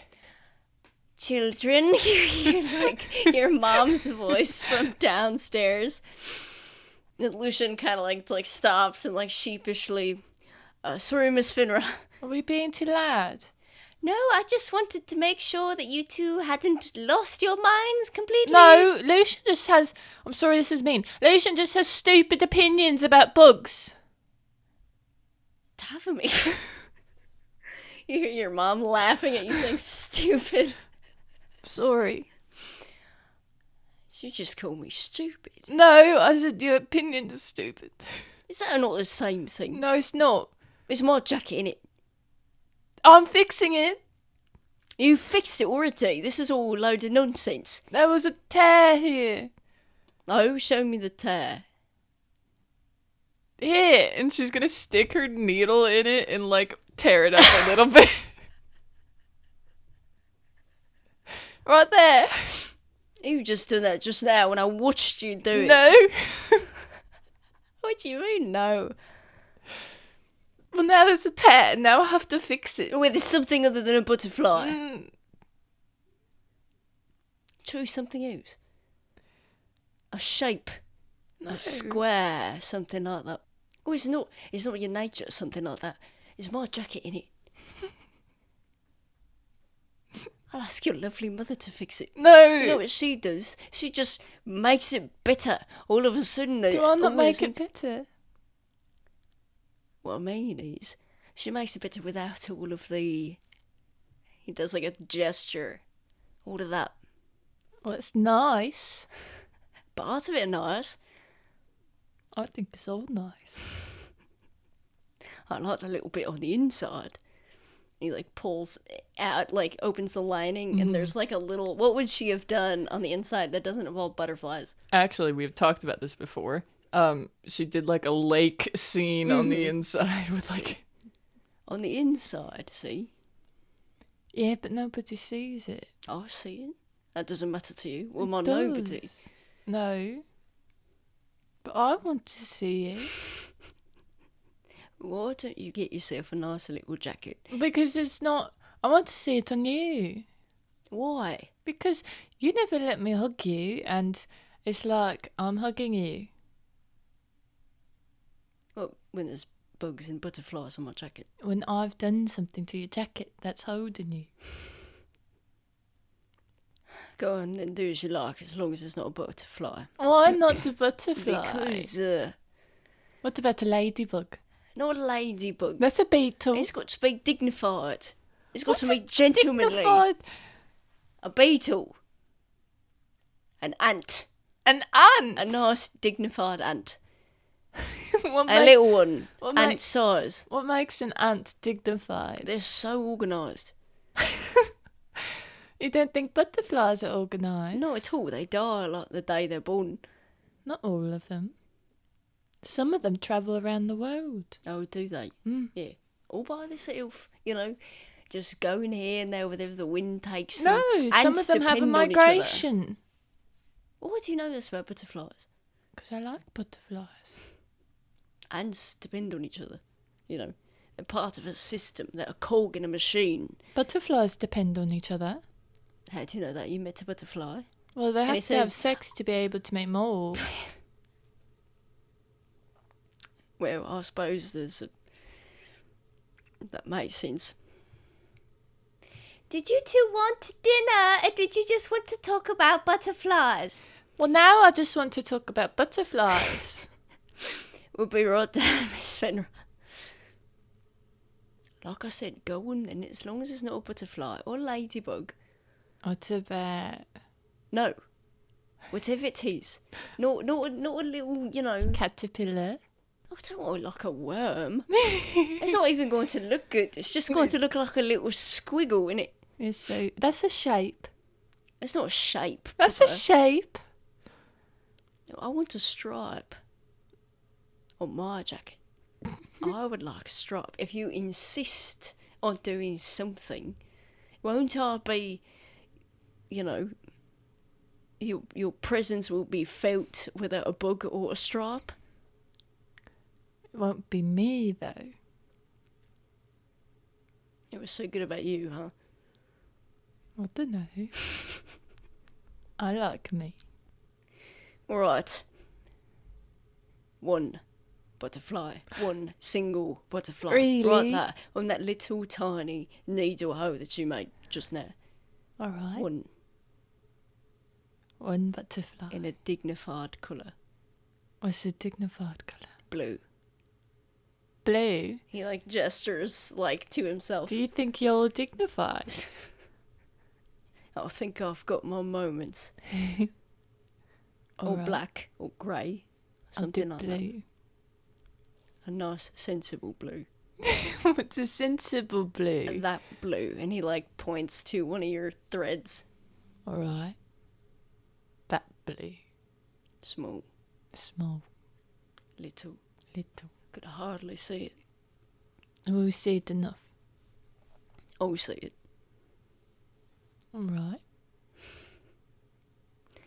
Now let's go have some dinner before your mother comes and drags us down the stairs. All right.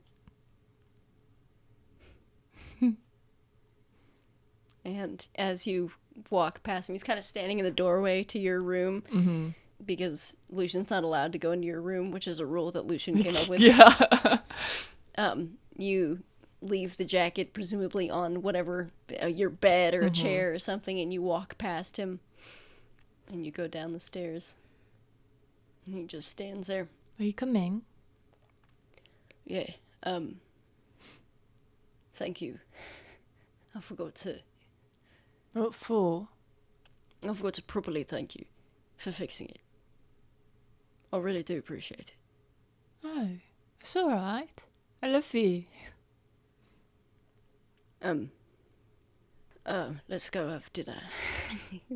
I think that she made one of your favourites. Oh. Mashed potatoes. Just mashed potatoes. Or probably more. What if we just had a meal of just mashed potatoes?